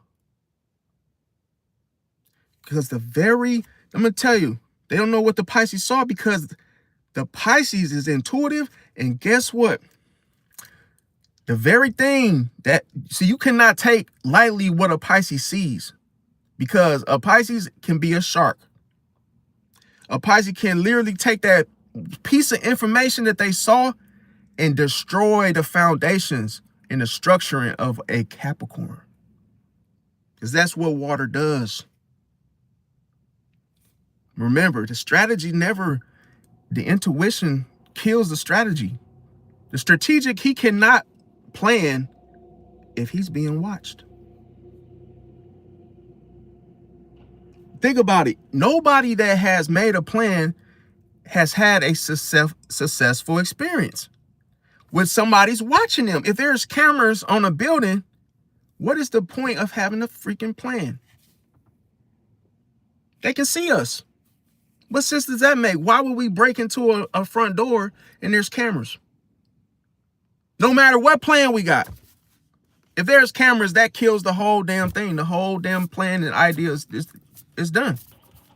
That's how a Capricorn feels in the moment when they're being watched by a Pisces. See? Because Pisces is like those security cameras on a building. You don't know when this you don't know when the Pisces is awake, watching, or not. Because the illusion makes it makes the situation feel like even if a Pisces is not watching, they're watching. See? Because that's what Pisces does. It triggers all the things within you that's unhealed. See? So you got to come in grips with that. Otherwise, you're going to always be paranoid that a Pisces is watching you, up to something with you all the time. It's going to haunt you. Now, here's the thing. When it comes to Pisces in general, just stay dependable, but emotionally distant when you're dealing with Capricorn. See, why is this? Because Capricorns, they respect what they can't manipulate. Cold-blooded, man. This is cold-blooded. They respect what they can't manipulate. See, what sense would it make for me to be strategic with a hammer and a nail if I can't manipulate a hammer and a nail? What's the point of starting? What's the point of starting? If I can't control you, what's the point of me even trying? See, what if I can't grab the controller and control the game? What the hell? I'm gonna lose every damn time I pick up the controller because I can't control I can't control it. I don't know what to do with it. See? So that's why Capricorn will respect you, Pisces, because they can't manipulate you. See? Because when you hear that whole, oh, you can only rely on me, a Pisces gonna smile like, what? Give me one reason why I should rely on you. See how Pisces challenges you in such a way, the way they say it is like, it makes a person feel exposed, right? Definitely. Now, when it comes to Scorpio is considered the loyalty trap. Now, how does a Scorpio disrespect a Pisces? Well, a Scorpio will test a Pisces' trust through jealousy or secrecy. Yes. And then what they'll do is they'll use silence or withdrawal to punish Pisces emotionally. Yes. Just like a person being your best friend and then all of a sudden they ghost you. You see how manipulative that is and dirty that is? Why? Because they're punishing you. They're using emotions as weaponry to hurt you. So when we talk about emotions, this is why the emotions with the water signs are different from Cancer to Scorpio to Pisces. Scorpio uses the emotions as weapons. That's no different than getting shot or getting hit with a melee weapon or something. They use emotions as weapons. Don't forget this. Now, here's the thing. They use the emotions in such a way to punish Pisces emotionally. Why not logically? Why not pray? Why not do it in a different way? See? Because they know it hurts. Because why? It hurts them. See? It hurts them, and they had a past situation or trauma that they know that to be true. That's why they're using it on you, Pisces. Now, here's the thing. They disrespect you, Pisces, also by respecting you until they feel you could outshine them. Yes. That's the very thing this is what triggers the jealousy. Because you're outshining them. This is why they're ghosting you. This is why they're trying to punish you emotionally. Why? Because Scorpio envies Pisces purity. You are clear water, pure water. See, both are deep, but the difference is Pisces forgives faster, where Scorpio refuses to let go. See, that's the thing. Scorpio is still holding a knife. Pisces is like, you know what? The beef is over with. You got it, big bro. That's just how Pisces is. It's just like, hey, it's over with. Scorpio still holding a knife. See? Holding on to the emotion, not letting it go. See, trying to control how much pain they feel from it, from being hurt. And that's the thing. They have to let, the lesson with Scorpio is to let go. See? But the ego of a Scorpio is to be the only one that has all the power, see, and the control. They're competitive there, and Mars makes them that way. Now, here's the thing. Why it happens. When it comes to jealousy, it stems from Pisces' ability to love without needing control. So that's the whole jealousy of why Scorpio would be jealous of a Pisces, is because the Pisces doesn't need control, doesn't want it. Scorpio has a problem with that. It's embarrassing for them to want something that a Pisces doesn't want. Scorpio would rather you be just like them. See? They would want to control you into thinking that way. They would try to make you feel how they feel, and if you don't, they get jealous. Because what that does is it makes them feel like it makes them feel petty. It makes them feel like they want something that nobody wants. So they feel like that indifference makes them feel insecure. See, around the Pisces, if a Pisces doesn't show the same type of emotions that they feel, they get jealous of that. And they will sting you. They will try to hurt you emotionally to actually justify them feeling like that. And here's the thing. The outcome of it all is that Scorpio learns the hard way. See, Pisces silence, going back to Pisces silence, it teaches a Scorpio that silence is deadlier than revenge. Oh my God, bro. See, when it comes to Gandhi, Gandhi taught about passive resistance. And a lot of times you can see that actually being very, very effective. Passive resistance is actually more dangerous than actually being assertive and just trying to go at it with folks. Remember, I said fighting is actually a weakness, because people fight because they want to be right. See? And when they're wrong, they fight. They don't want to be accountable. That's what Sagittarius does. See? Now, here's the thing. A Sagittarius, going back to them, they would rather fight than actually take account. See? Because they don't want to feel emotions. They don't want to be real. Now, here's the thing. When Pisces silence is more powerful than Scorpio's revenge. Because that silence is permanent. Just like using a permanent marker. We are not cool no more. That's permanent. Scorpio hates that because they can't manipulate. They can't manipulate Pisces into giving them another chance. When a Pisces says we're done, that's it. Ending of the cycle. It doesn't repeat itself no more. The cycle is over. There's no more bleeding. No pun intended. Now, here's the thing. The thing about it as well is the fact that when you withhold emotion, see, Scorpio, they can't play mind games with you. See, they can't play mind games with someone who won't bite the bait. See? They live for those mind games. You take that away from them. You take the right away from them.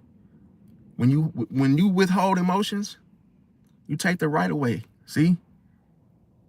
And they cannot stop you.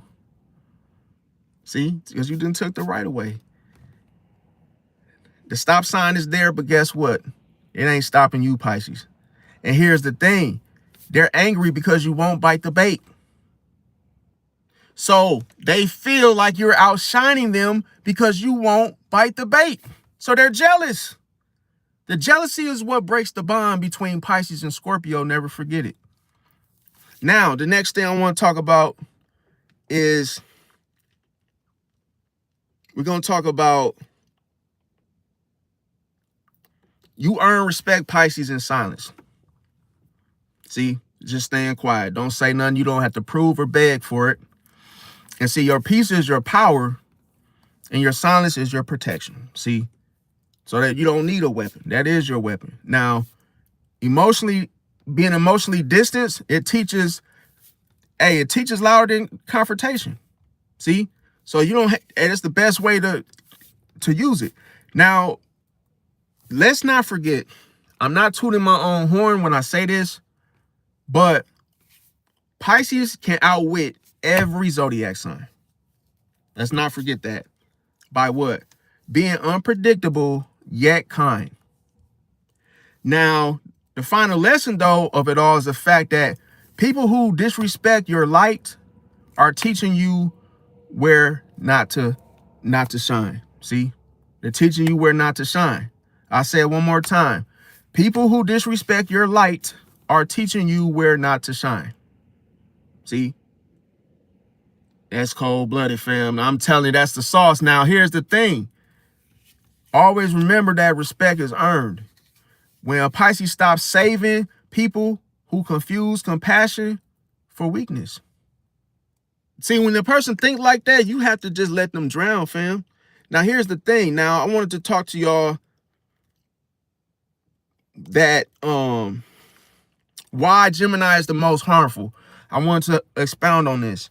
Okay, so Gemini is considered the disrespect of duality. That's why they're the most harmful for Pisces. Now, why? Why did they do this? I wanted to break this down further. Gemini disrespect Pisces by mocking them with depth, with that and detachment. Okay. Now remember this, because this is like a breakdown of the live. Now, when it comes to, remember I said they play both sides. They act friendly to your face, but they shift stories behind your back. It's not the same story that they tell somebody else. They twist it. So they're not telling it. They're not telling the story as it was told by you. They add their own little sprinkles onto the story. See? Then you wonder why everybody's against you, because the Gemini did that. See? Now, this is another thing. They test your intuition, Pisces, by seeing how long you will believe their other version. See? Think of that as a Gemini having flicks like movies. That's cold-blooded. See? They make a different movie off your version. See? You like, damn, I had the creeper crawlers type, part 1. Hey, when the Gemini gets a hold of it, it's the Fireflies part 1. It's like, wait a minute. I didn't know it was a second version to what I made. See how that's how they do it. They distort things. Now, when it comes to their dual nature, see, it's different because why? Their dual nature sees Pisces' consistency as a mirror that they can manipulate. See? That's the confusion. See, the illusion tricks them into thinking that they can manipulate Pisces consistency. See? But no. We different, man. It hit different. Now, here's the thing. How does it hurt a Pisces? Well, see, a Pisces, the worst thing you could do is trust that Gemini. It wouldn't hurt. See, nothing will hurt you unless you trust it, right? You have to give. It's almost like you have to give hurt trust in order for it to hurt you. See? It's cold-blooded. You can't get hurt if you don't trust something. You see how it's how things affect us is because we let it happen. We ask for it.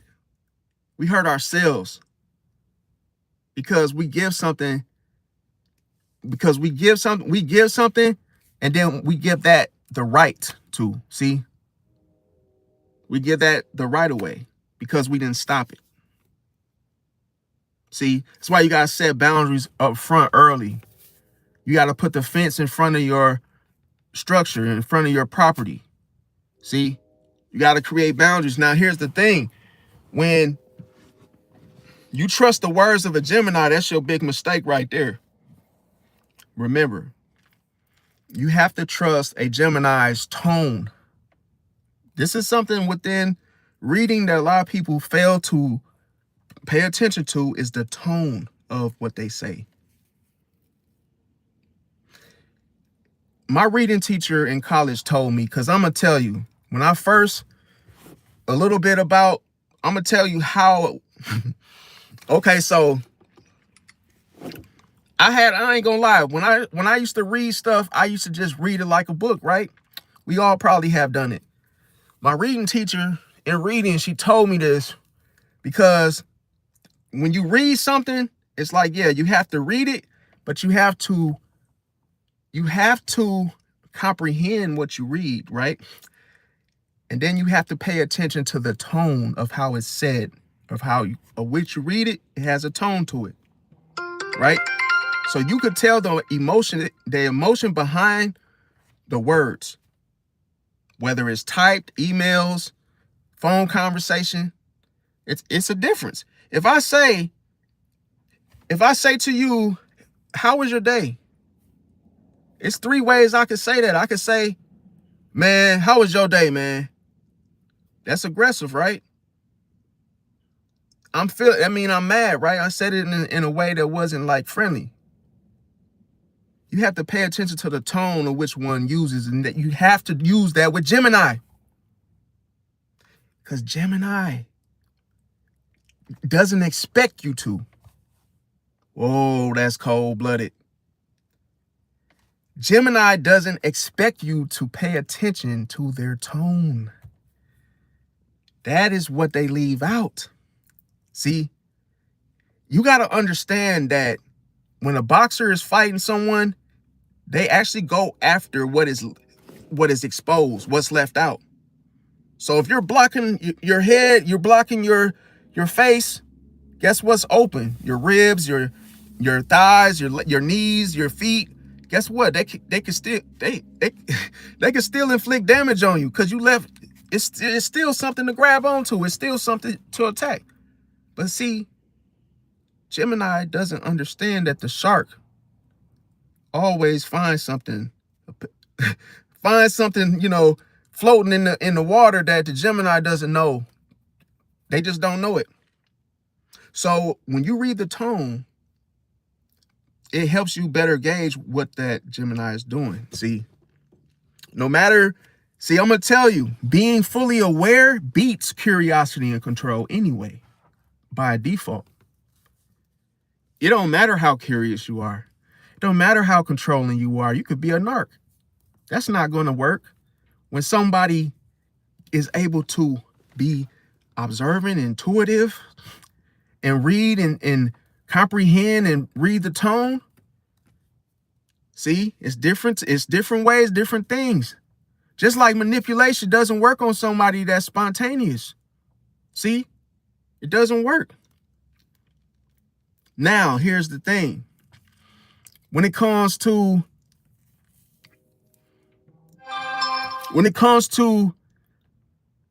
that, so we talked about the consistency as a mirror, okay, that it can manipulate. Now, that's how Gemini thinks, but when we're talking about how does it hurt a Pisces? Now, as I mentioned, Pisces tends to, how does it hurt a Pisces? If a Pisces trusts their words, not their tone.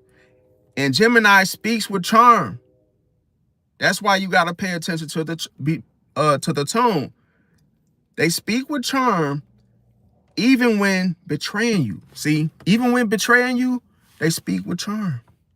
And you won't know it. You will not know it. You would think that, oh, you would not know it. You would probably think like, oh, that person was just talking, right? No. It's always something, it's always more information to his story when you're dealing with Gemini. Another thing is that when they are being two-faced, which we know, this is another thing that hurts a Pisces, a Gemini being two-faced. See, because this two-faced behavior, it leaves Pisces doubting their intuition. See, because Pisces doesn't want to say, oh, I knew you was going to do that, and then have to say it twice. See, that's the thing that Pisces hate, is that I knew you was going to do this. And then 3 weeks later, you do it. And then a Pisces is like, God damn it, I knew this person was going to do this. You say it twice. See, you only, intuition, you only supposed to do, hear and listen to it once, okay? Not saying it twice.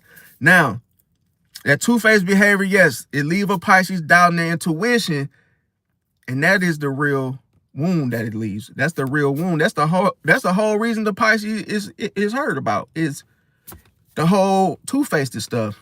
Pisces can't stand superficial. Anything that's fake, a Pisces can't stand it. They don't even like wearing a mask on Halloween. They rather dress up as a lunch lady or somebody that has a real face. You see what I'm saying? They don't want to wear no mask. See what I'm saying?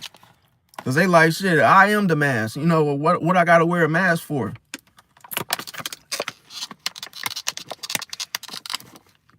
Because they feel like they don't need that. They don't have to hide who they are. See what I'm saying? Now, let's talk about the example. I'm going to give y'all a firm example and to tell you guys a story of how the Gemini hurts the Pisces. Just listen to this. See, a Gemini, they complement your energy one day to the next, okay? So one day, the Gemini is all, giving you compliments. Then they subtly plant this doubt about you to other people. See, that is cold-blooded. So they listening to you, they acting like they like you, nice shoes, I like your haircut, and hey, I like your hair and your nails or whatever, right? One day, the next moment, they're telling their friends, F you. How you don't dress good, how you don't smell good, you see that? You see that? Now, why are they doing this? They're doing this to control you. They're trying to control your social circles, and they don't not want you to have any friendships with their friends, so they got to say this to keep them at a distance, to keep them away from you. See that? To control how much social interaction you get. See? So they damage friendships and relationships by doing this. Notice, they project separation through betrayals. Because of why? The very thing that they don't want to do for themselves is separate that curiosity from the control, is the same thing that they project that onto you. They project their insecurities onto you. So they do this by nature because they have no identity. They have no authenticity of who they are. So they have to find out through you, and then this is what they steal from you. So by all while by you being caught up in their spider web, they are taking your identity and trying to wear it. The very thing that they like is true. They really like what you're doing. They just don't want you to be better than them. They don't want you to be on a higher throne than them, like Donald Trump and Joe Biden. You can't outshine them. They want you to stay low, and they'll fire you. They'll fire you even see, they try to steal your opportunity of success, or hey, They don't want you to be better than them in the social world. See? So that's the thing why they do all this lying and all this twisting and, tangling and all that type of stuff. Now, here's the thing. Another thing I want to mention is that when it comes to planting the seeds about you to others, okay? Everybody know that Pisces is sensitive but dramatic at times, yes. But this is a thing. I want to tell you Pisces out there, never confront without your energy completely, okay? Never confront. No. Even if you know a Gemini is doing this and they're twisting and saying stuff behind your back, never confront them. Nope. Stay silent. Don't say nothing. Even if you know it, even if it got you boiling, even if you mad about what they did, do not confront them. See, let them try to explain both sides without your reaction. See? Because they're gonna slip up. They're going to show a contradiction. See? They will tell on themselves. Their opposite polarity is what? Sagittarius, foot and mouth. They're going to tell on themselves. So you don't even have to say anything. Because why? You're a Pisces, you're going to catch it like a net. You're going to catch it and you're going to say, what? Whole time she said this to what? I didn't even know she was cool with what's her name. But by me being quiet, I found out. I didn't have to fight. I didn't have to argue. No. Now here's the thing. And basically what I'm saying, you didn't react. Now here's the thing. When the next thing is let the Gemini, let them try to explain both sides without your reaction. That's what I was trying to say. Now, why is that? Because the contradictions expose themselves when you do this. See? And see, once Pisces stops emotionally responding, guess what happens? Gemini's game becomes self-destructive. They end up, listen, they destroy themselves by when their game doesn't work anymore, they destroy themselves. It's self-destruct. See? Because there's no identity. See, your identity has to stand on something. And your identity when it stands on something, it pivots. And your identity is what make you. You are what your name is, okay? So whatever birth name you were given, that's what you stand on, right? And that brings identity, a personality attaches to it. You wouldn't be who you are unless you actually believe who you are, believe in yourself. If your name is such and such, that's you, right? Well, unfortunately, a Gemini doesn't accept that about themselves. See, you can't rewrite birth or a birth name that you're given. You can't say your name. Oh, you were given a name. Let's say your name was Squirtle. You can't change your name to something else just because you don't like your name. See, you got to have identity. So think of next time you're dealing with a Gemini, think of a person that doesn't want to show their ID. You can't get in the club without your ID. I need to see your age. Who are you? I don't know you. That's how you got to deal with a Gemini. But the thing about it is you have to ignore their shenanigans. See, their excuses at the door of why they don't have their ID. But here's the thing. What happened is I didn't get my ID because they're going to have that shit story. They're going to be trying to sell you that shit story to get that reaction. See? Because that's what they live for. The reaction keeps them from having to what? Show and tell themselves. Once they twist the words, it's like playing poker. They're gambling. It's like playing blackjack.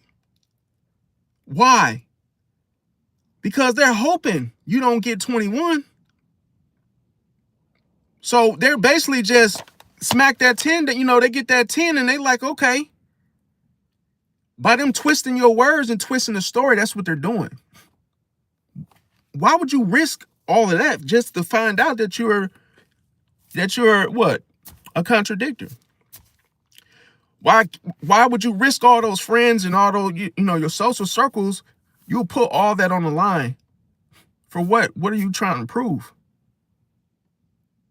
But you got to understand, Gemini would take the chance. See, by trying to outwit you with those lies and trying to basically get those people to turn against you, they'll take the chance. They'll take the risk. Because why? You just might react. Instead of you saying, hey, you know what? I'm going to just be quiet. And guess what? You don't have an ID. You're not getting in. See that? They're going to self-destruct. Because I'm telling you, that's exactly what it is. They are the type where they don't have a lot. If you don't have a license, you can't drive, right? See? But see, the way a Gemini thinks is that they feel like they can outthink people. See? Outwit. Play these games, these mind games with you. Now, here's the thing. When another example is the thing about it. Okay, so I said, yeah, so just emotionally just stop explaining yourself when you're dealing with Gemini. And then the game stops and it becomes self-destructive for them. That's how you beat them. Now, Sagittarius, they have the disrespect of freedom, which we talked about. So just to sum this up, so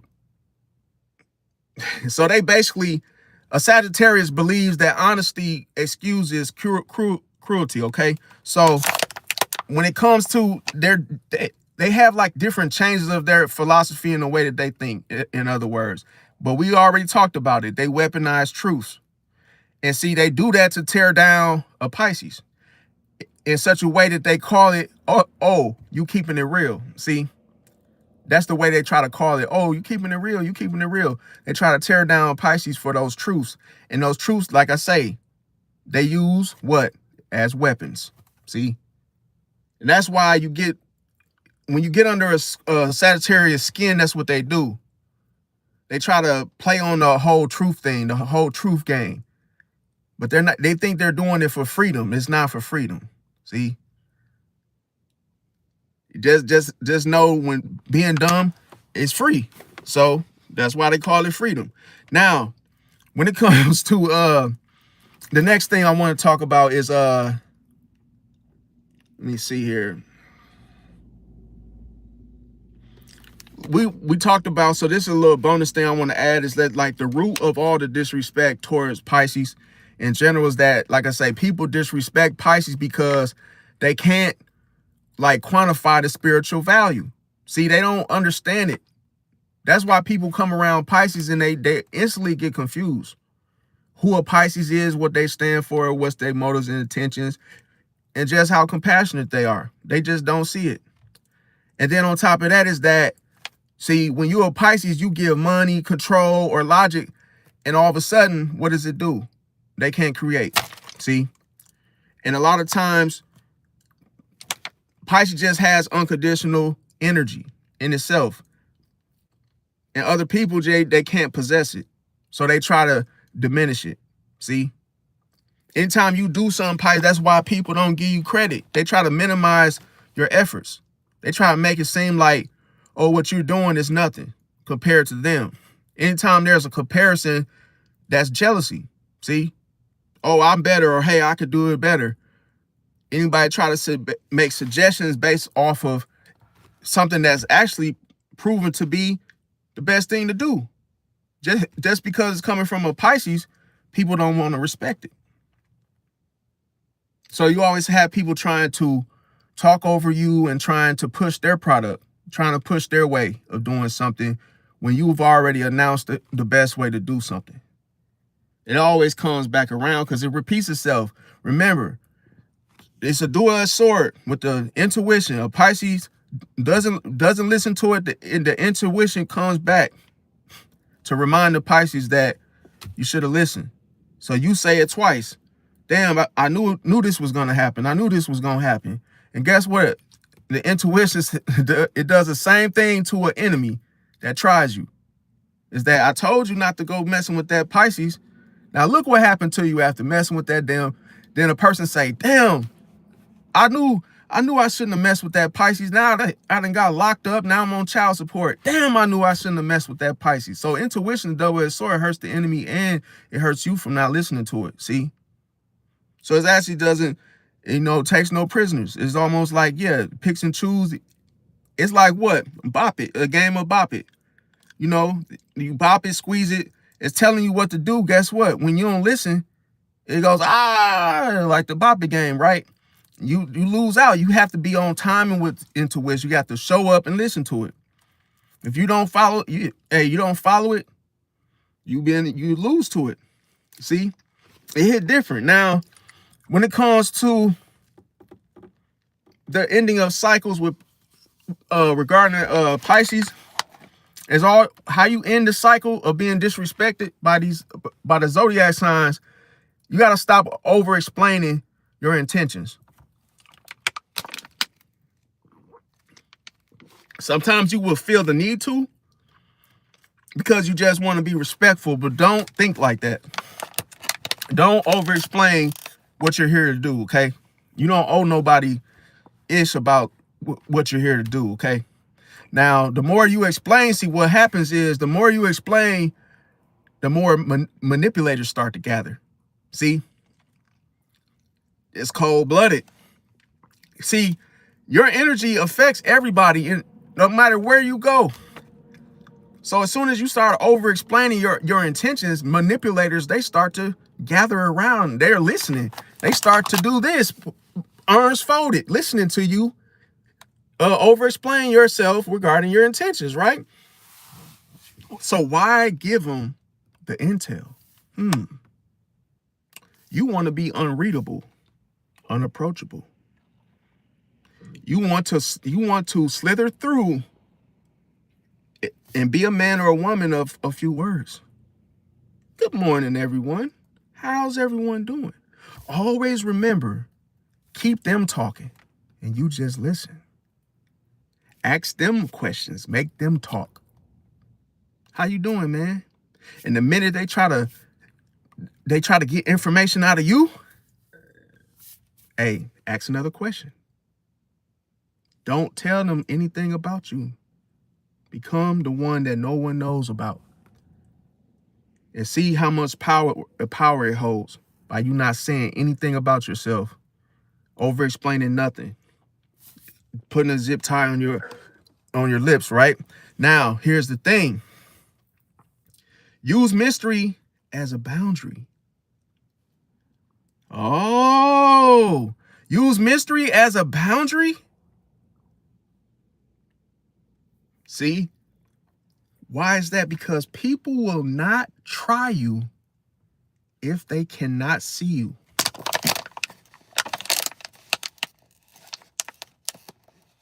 There's no way for a manipulator. A manipulator needs something to grab onto. It is an attachment that takes place. See, they need words, they need information. Who are we dealing with? Oh, I don't know. Well, we can't do anything. See, we don't know what we have in front of us. Who is his name? Who is her name? I don't know. Well, we need to find out. So here's another thing. Confusion is your natural defense. I thought confusion was bad. No, it's not. It's your natural defense, Pisces. Let them be confused. Don't let them know what your left hand is doing when your right hand. Don't let them know where your cards stand. Don't let them see your cards. Don't show your cards. Now, here's the thing. Confusion is your natural defense. It's not your weakness. No, it's not. Don't let nobody tell you that. And see, match energy, not words. That's cold-blooded. You sitting there, somebody talking to you, you're matching their energy, not their words. When they put no effort, they're being dry with you in conversation. Guess what?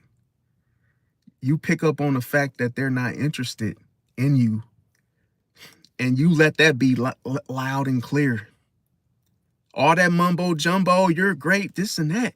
But you're being dry. Why are you being so dry with me? You're not talking to me like you talk to your friend. You're not excited. So I know where we stand. See? Now you're really communicating. See that? You read in between the lines when somebody's talking to you. Why? Because you're paying attention to their tone.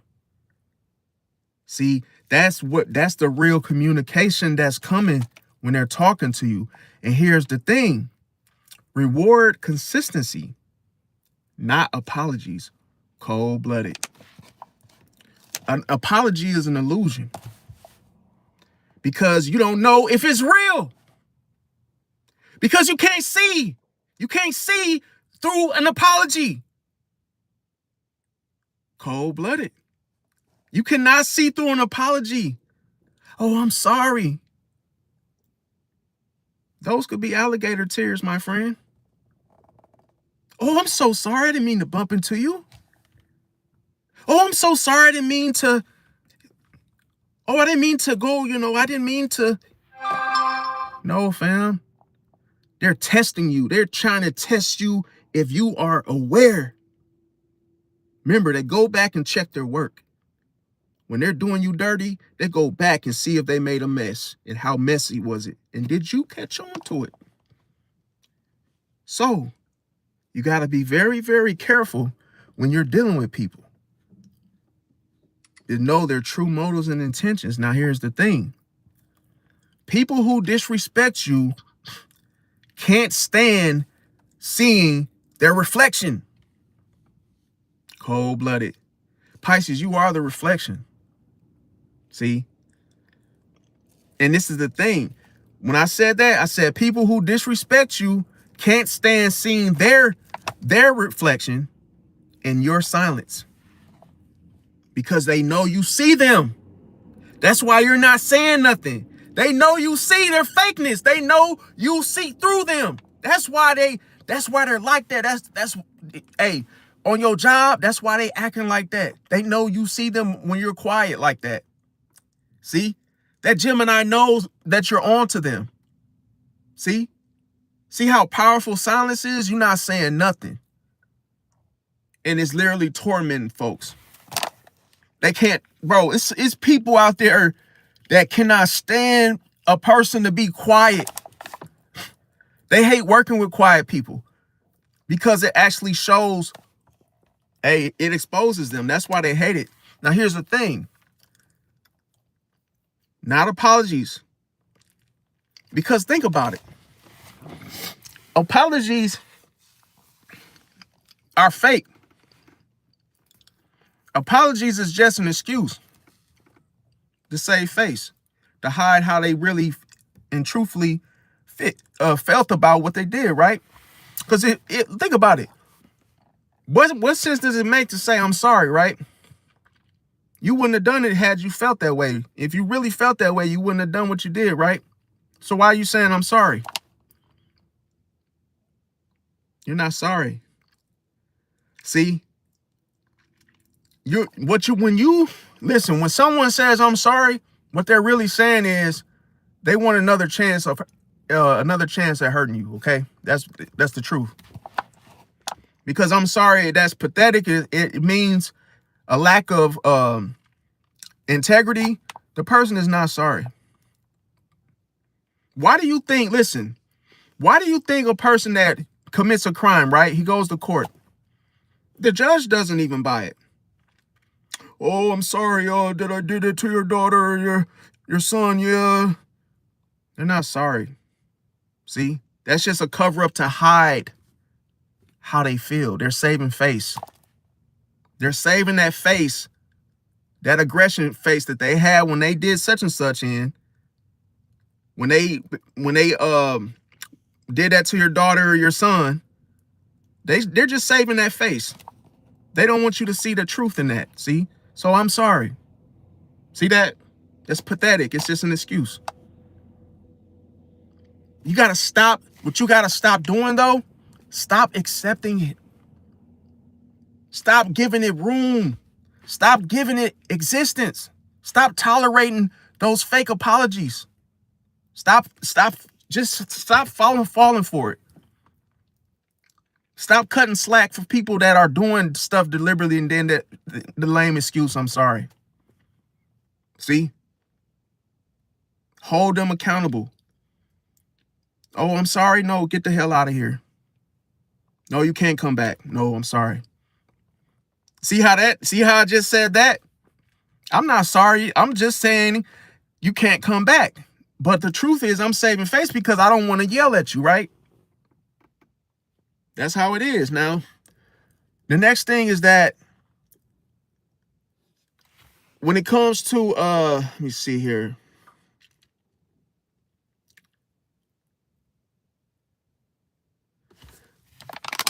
So I'm going to tell you guys why disrespect toward Pisces. Why does it start? Okay.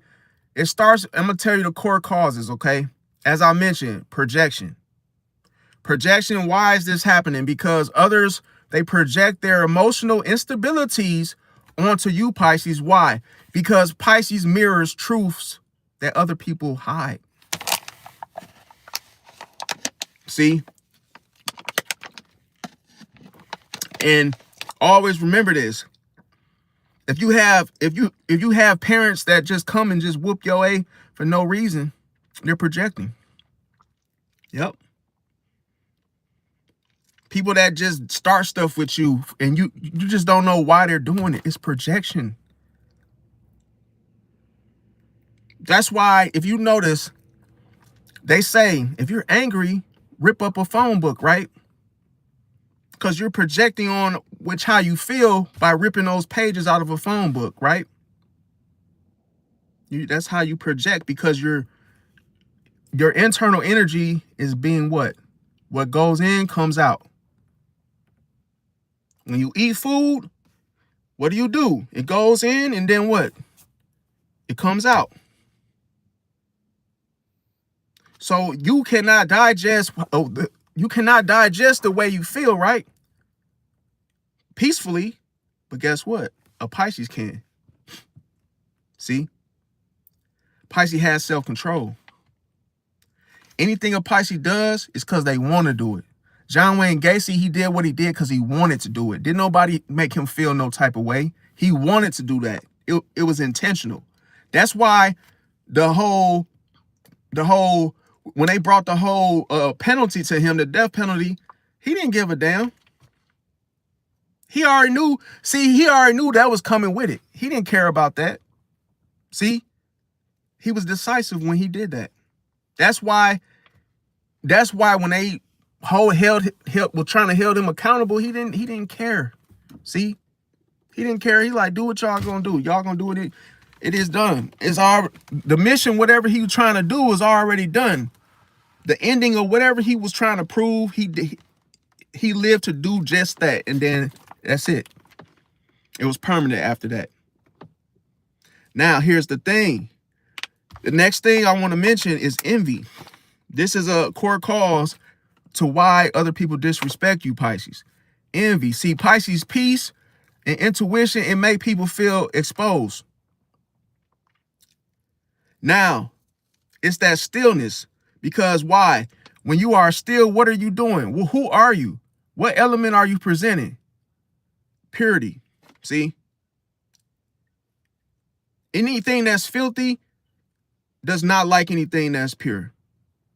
See that? There is a separation. And that's the thing. Impure, anything that's pure doesn't like anything that's filthy. So what does that do? It separates. And that's what you got to remember. Why would you be why do you want to be friends with somebody that's filthy? That's not pure in the first place. It would never work. It's not supposed to work. See? It's supposed to go at it with, you're fighting for what? We all want to be filthy? Or do we all want to be pure? That's the war. But here's the thing. I know I say that a lot, but that doesn't mean I'm going to the next thing. Misunderstandings. This is why people disrespect you, Pisces. Misunderstanding is one of the core causes. Why? Because many signs mistake Pisces compassion for submission. Just because a Pisces is being nice to you doesn't mean that they're down on hands and knees and saying, hey, you got it, big bro, and I'm scared, and hey, I'm submitting to you. That's not what it means, man. No, that's a misunderstanding. Going back to John Wayne Gacy is because we're doing something because we want to do it. Compassion is a choice. I'm choosing to be friendly to you by choice. In my heart, I want to be friendly to you. I'm giving you the clothes off my back because I want to comfort you. Because I want to. Ain't nobody putting you're not manipulating me. You're not making me put a coat on your back. You're not making me give you a ride home when it's cold. I'm doing that in my heart because I'm basically comforting you, basically. But some people get it misconstrued. They think they're doing something. Now, the boundary is the next thing, which is one of the core causes. The boundary testing. See, everything, you got people out there that drive semi-trucks, not literally, but they drive semi-trucks and construction trucks. Why? Because they want to test boundaries. They want to see what they can push and what they can bulldoze and what they can move, right? And what is this? Boundary testing regarding Pisces. This is what they're doing. People subconsciously test Pisces to see how far they'll go. But remember, if you go down that vessel or that rabbit hole, I hope you can swim your way back to shore, my friend. Because if you see playing that type of game with a Pisces, you're going to end up drowning, my friend. You're going to be lost in the sauce. See? You can't play, you can't do, see, the thing about it is, boundary testing, thinking a Pisces has no boundaries, you're going to dissolve in it. Because why? Whatever you put into water, what is it going to do? It's going to melt. How far would it go? How far would it go? It'll go until it's all dissolved. See, you could just, the thing, what I'm saying is that you could go into a situation testing a Pisces boundaries to find yourself being exposed. And then when you're exposed, you come out not the same way you came in. Because you lost something. Remember I said that Rolex comes off. It floats in the ocean. You lose something every time you go talk to a Pisces. But what did you lose? The very thing you was hiding the whole time. You had that Rolex tucked in, huh? You didn't think they would come off. But you got sucked into the illusion. You thought it was sweet, but it was sour. You went into that situation thinking you had it in a nutshell. But see, when you went into that situation, the very thing you was hiding, it came out. And it confused you because you, at the end of it, seeing how far a Pisces would take it, a Pisces matched your energy. A Pisces said, well, what do you know? What do you know? You actually came all the way through this roller coaster with me. But guess what? Thank you for that Rolex. I didn't even know you had one on you. You didn't even know I seen it. Now it's mine now. Now you can leave and go back because you basically went this far with me. I'm surprised.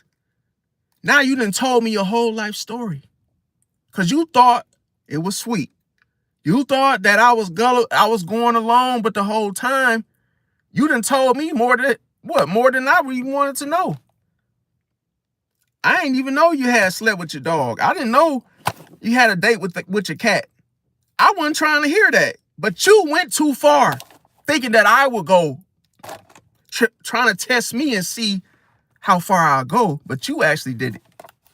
See? People will risk that of which that they want out of you, it'll come out of them. To where they'll give up that Rolex. And you didn't even ask for it. They were hiding that information, that secret, the whole time. And what did they say to you, Pisces? Oh man, guess what I did? Last summer, I went and stole this Rolex. And you like, why are you telling me this? Because they want you, Pisces, to see how far you will go and opening up, Pisces, for you to tell something that you done because they think that you did something malicious. Why? Because they did. You are the mirror to everything that's hidden within a person, both good and bad. And it comes to the surface, it floats to the surface because why? You expose darkness for everybody that you're connected to see the truth that lies beneath a person. It doesn't matter what it is. Anything that's hiding is going to come out. It's going to float to the surface for everybody to see it. So that Rolex, somebody going to find it. Because when you go too far with a Pisces, you end up telling your whole life story. You get hypnotized into the compassion, into the empathy. You be thinking that's your friend when you just met that Pisces. You done took your shoes off. Now your feet stink. Now you want to cook a meal because you just feel it was so good. But you thought that Pisces was going to do the same. And when a Pisces doesn't take their shoes off and your feet stink, now you want to get mad because you couldn't crack that lobster like you thought you could. And what? We just having crab boils. But you can't crack open a freaking crab. Now you're a crab cake. See that? Shout out to SpongeBob. So, all jokes aside, the next thing is the energetic contrast. See? And the energetic contrast is because Pisces light, remember I said everything that goes to the surface, Pisces light triggers shadows. Man, this is sauce right here, sauce for the thoughts. In case it didn't cost, then hey, you gotta look at it. This is straight salads getting tossed right now. No, I'm just playing, but yeah. I ain't trying to activate the diddler, okay? That was just a joke. I don't even know why I said it. I'm not funny. It is what it is. Now, here's the thing. Disrespect starts when you calm down, Pisces. Disrespect starts when you calm down. Isn't that backwards? That's ass backwards, right? Why when I calm down, everybody want to start being disrespectful? Why is this happening? Because disrespect starts when you calm down and then you begin. Why? Because you unmask the chaos. You are the one that puts the stop to the chaos within other people. Chaos cannot survive around you, Pisces. This is why it always shows up for you to put the fire out. Because you got work to do. So don't be surprised, Pisces. Next time people are disrespectful in the workplace, hey, this is your time to shine. This is easy work. This is an easy flex. This is an easy job. That just means something got to get cleaned up. See? Because people are showing the very thing that they're hiding. That's what you got to remember. Now, this is a powerful aspect to a Pisces. No one talks about this because they don't know. But Pisces, how do you evade disrespect from every zodiac sign? See, Aries is going to challenge you because they're impulse. Now, it starts with Aries is the fact they feel unseen in the first place. That's crazy. That's why they jump out. That's why they feel the need to do this. And the fact that when a Pisces stays calm, they confuse that peace for weakness. So what happens? This is why I said, Aries out there that's watching, stop jumping into situations that you cannot read well, only to find out that there is no water in the pool, and then you realize that, and it's too late. See? Don't jump into a pool of water and you don't even know if there's water there. Because it's not always what it seems. Make sure it's water to catch you, Aries. In case you jump too far into some shit, make sure you can actually stay alive.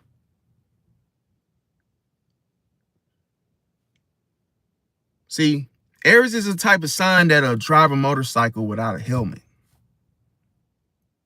What sense does that make? Your safety is at hand.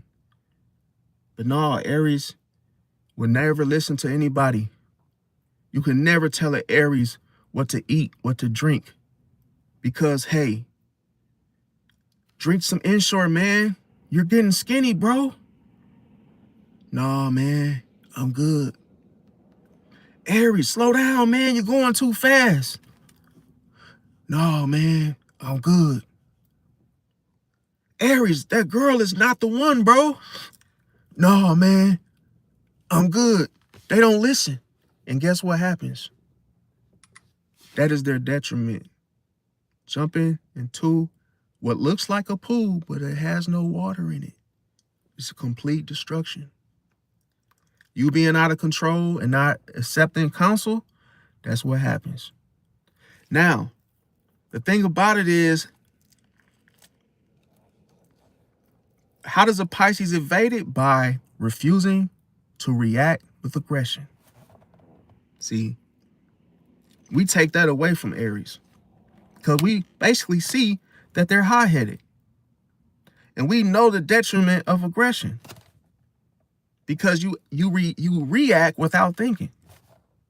Now, the thing about it is, a Pisces evaded also by complimenting their leadership. See, but this is the thing. Pisces will set the emotional distance.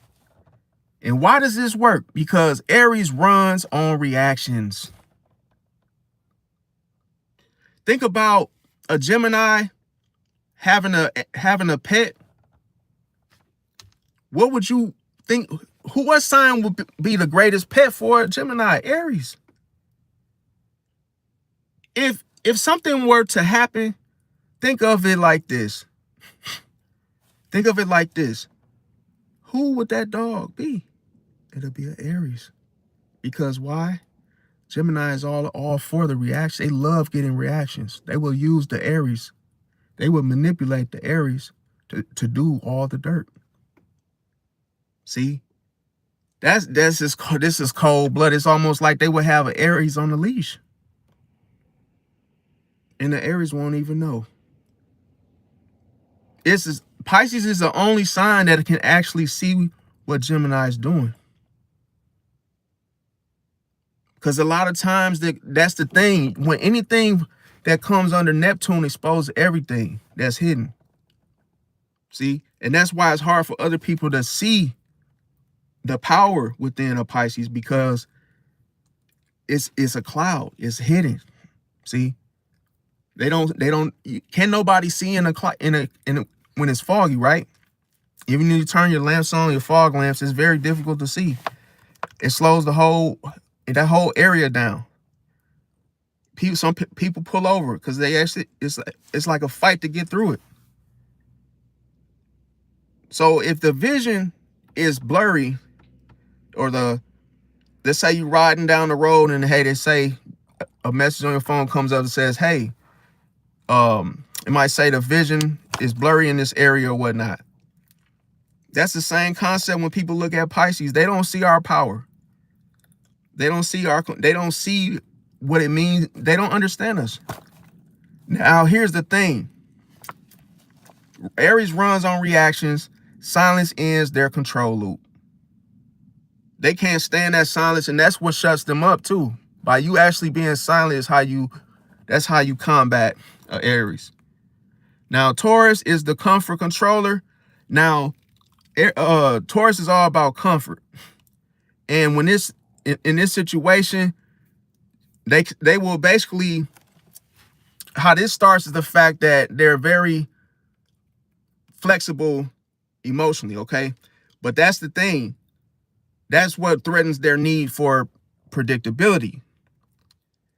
And how a Pisces evades it is by staying consistent but unpredictable in timing, the timing of events in which they occur. And also you evade it by depending on their approval. But it also creates your its own stability. So that's the best way to evade it. Now, why does this work? Because when you stop reading the routine of a Taurus, that's when they lose power to dictate your pace. Because you don't have no need for them. See, break you stop paying attention to their routine. So when you stop caring, that's when they actually lose power. They can't even control you at that moment. Now, I feel like we pretty much harped on Gemini, but I'll say this, how to evade it.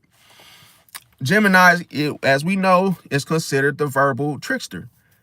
And it starts because Gemini disrespects Pisces by testing a Pisces intelligence and twisting the words, of which we talked about. How does a Pisces evade it? A Pisces evades it by never over-explaining. Remember I said, talk less is more. And also give short, factual replies. One-word answers when you're dealing with a Gemini. Because they like to gossip and they need information. The less you say, one-word answers, the less information they can go to someone else to twist anything, because you didn't say much of anything for them to do so. Also, when they gossip, redirect, go silent, okay? Now, it works because why? A Gemini feeds off a dialogue. And that's what your mystery is, starves the whole game in itself anyway. Let's see, Cancer is considered the emotional puppeteer. They're like a puppet, emotional puppet.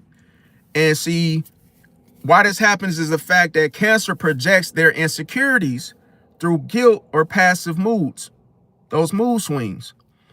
Think of their mood swings like a park. You go to a park and there's all these mood swings. You're like, damn, every time I get on the swing, I feel some type of way. That's how a Cancer is. And see, Cancer projects that insecurity onto you through those emotions. That's why you feel uncomfortable around them. Because they're doing it on purpose. And see, the thing about it is, they're doing it through guilt trips and those mood swings that are at the park.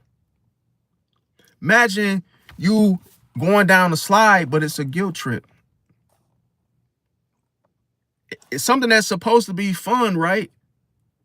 Why does it feel heavy? Why does it feel like you like something is trying to make you feel something that you don't even feel?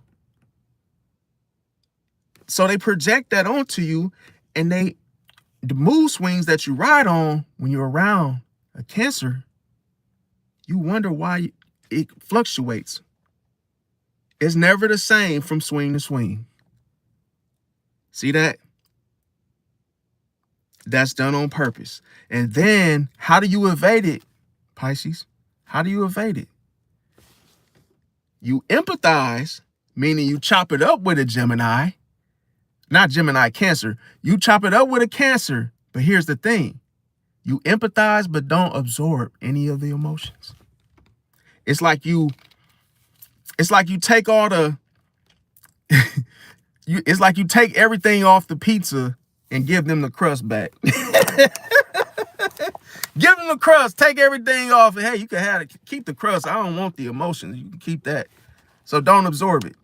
Now, use logic. You gotta use logic when you are dealing with Cancer. Whoa. Oh, I thought I had to use emotions when I'm dealing with Cancer. No, use logic. There's enough toppings on the pizza to which one eats. There's enough emotions. There's enough, put it like, there's enough going on at that park.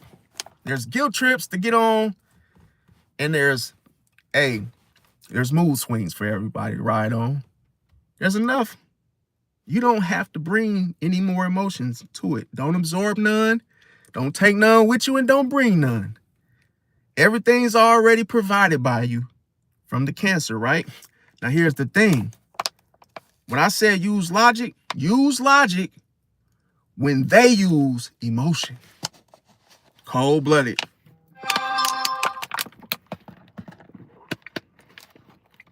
Cold-blooded. When you use that logic, when they using that emotion, it hit different.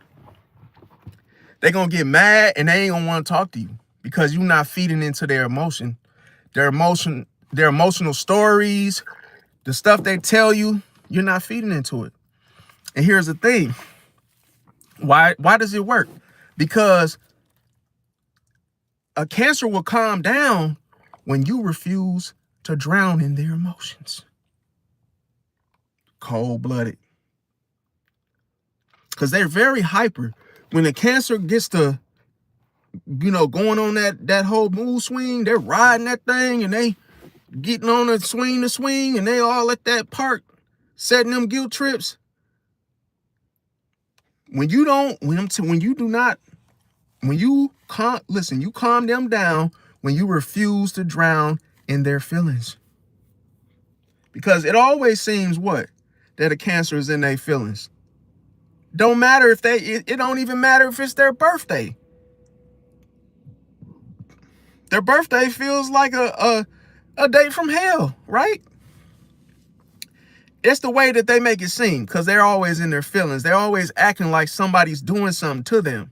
Like it's always, oh man, I'm feeling like this. I'm mad at such and such, or such and such did this.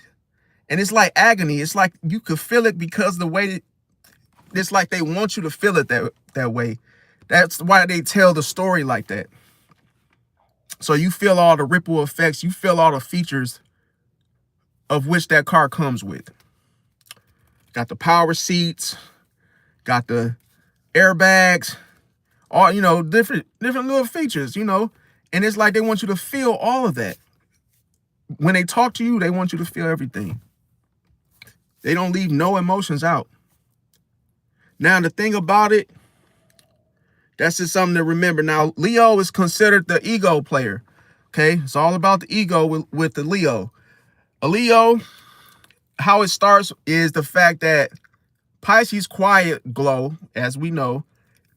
Pisces is just quiet with their whole rewards, blessings, any type of wins. Pisces is quiet about that. They don't like to share or clap too hard when they actually get something, get blessed, or they catch a W. Pisces is grateful, humble, and Pisces like to keep their whole celebration private, secret. It's like a secret. They celebrate, you just don't see it, right? Now, this threatens the Leo spotlight. See? And on top of that, how does a Pisces evade it? They evade it by giving selective praise, but not that whole constant validation that Leo likes to get. See? Because Leos like to get the whole massage. They like to get happy birthday cake and ice cream, a gift from everybody, people feeding the Leo with with the palm of their hands and all that type of stuff. Y'all know what I'm talking about. They want this whole entourage thing on their birthday. So it's not just an ordinary birthday. This is like a a whole big, huge clap, clap, clap, dance, dance, dance, and everybody just feed the Leo with the palm of their hands. So when this happens, you end up mirroring their confidence when you evade it, not their adoration, okay? Now, why does this work? Because I said, Leos, they crave audiences, not just one person clapping. They want the whole room to clap. And see, they crave an audience. And also, you will earn their respect by acting like a peer, not a friend. Not a fan, not a friend, okay? So by you acting like a peer, not a fan. Because if you act like a fan, that's like you every time they have something, you are always clapping and throwing up and, doing stuff and trying to, acting like a fan. So you don't want to do that. See, because a Leo is not going to value you when you do that, even though they appreciate you giving them praise and all that, claps and doing anything that's considered extra, okay? Now, Virgo, as we know, they are considered the critic. Why is that? Because Virgo, they fear emotional unpredictability. So they control with critiquing you. That's how they keep control, by cutting down on you, criticizing you. Now, here's the thing. How do you evade it as a Pisces? You evade it by thanking them for the insight. So then when you do it, this is what you do basically. You thank the Virgo for the insight. So you're like, thank you for cutting down on me. Thank you for telling me that my breath stinks and telling me I have one tooth. I appreciate that, Virgo. Thank you. But then you end up doing it your own way anyway. That's the catch. See, it's like, yeah, your glasses are too wide, real. I can't, they're real. Your glasses are breaking. You know that, right? How long have you had those glasses? Oh, 10 years. Wow. It's time for you to get some new ones, right? This is how you want to evade it. You basically say, oh, thank you for the insight, Virgo. I appreciate that. And then you just do it your own way anyway. You end up doing your way anyway. I'm going to keep them for 10 more years. Hell, I don't give a damn if you don't like it, Virgo. Now, here's the thing. When you also evade it by keeping the results visible, because why? Virgos, they respect evidence. See? That's why it works. And another thing is that proof it silences their need to fix you. See? So when you got the evidence, it's like, yeah, that's going to shut a Virgo up. That's when they're going to respect you, because you got the evidence. You could prove it. And you proving things, it basically makes them, it like kills their ability to try to fix you. Because it always feels like that when you're dealing with Virgo. They criticize you, and then it's like they're always trying to fix you. Or your hat. Oh, why is your hat green and your shirt? Like, that hat doesn't match with your shirt. And you're like, thank you, Virgo. I appreciate you. I appreciate you noticing the details. Thank you. That's how you have to do. Don't get offended when they say stuff, because if you get offended, that's basically how they get you. In other words, you'll get into an argument with them or whatnot, and it basically doesn't end well. Now, another thing is that we're gonna talk about Libra is a diplomatic deceiver. Okay. Now, why is this? It's because Libra wants to stay liked by we already know this, okay? They want to be liked by everybody. We know this already. But I harp on it because I want everybody to have this down pat. And the thing about it is, honesty, it threatens their balance. See? Because what it may look like is not always what it is when you're dealing with a Libra. They always keep it cute. Keeping it cute is not keeping it real. See? So to balance things, they may lie. They can make something look like something that it's not. See? But when you bring the honest truth to them, it messes with their scales. And see, it threatens their balance. Now, how do you evade this? You have to stay neutral publicly, okay? You can't be showing and telling and, basically making that Libra have the confidence in you believing them or that shit story that they told you. You got to confront them gently in private. So you got to snatch them away from those little people they be hanging with. Talk to them one-to-one about what happened on Friday. Now, another thing, you as a Pisces evading a Libra is by smiling through manipulation. This is the best thing to do with any manipulative people. Smile. Did you know smiling throws people off? In case you didn't know, smiling throws people off. And if you do it when somebody's, when you smile, when somebody thinks they're manipulating you, this actually confuses them. They may actually forget the whole plan and the whole deceptive scheme that they were even trying to do in the first place. Smiling is very, very, when it's used well, it's very, very potent, okay? Muhammad Ali used the very same thing, trash talking. There's power behind that. Because if you're focused and you've been practicing, if you become distracted, it's over. You lose your focus because you let a person trash talk you and get under your skin. See how you lose focus, and then it's over with. But when you smile, it's the same thing. You confuse your enemy when you smile. Because that makes a person think that, oh, why is he smiling? See? Smiling is very, very dangerous.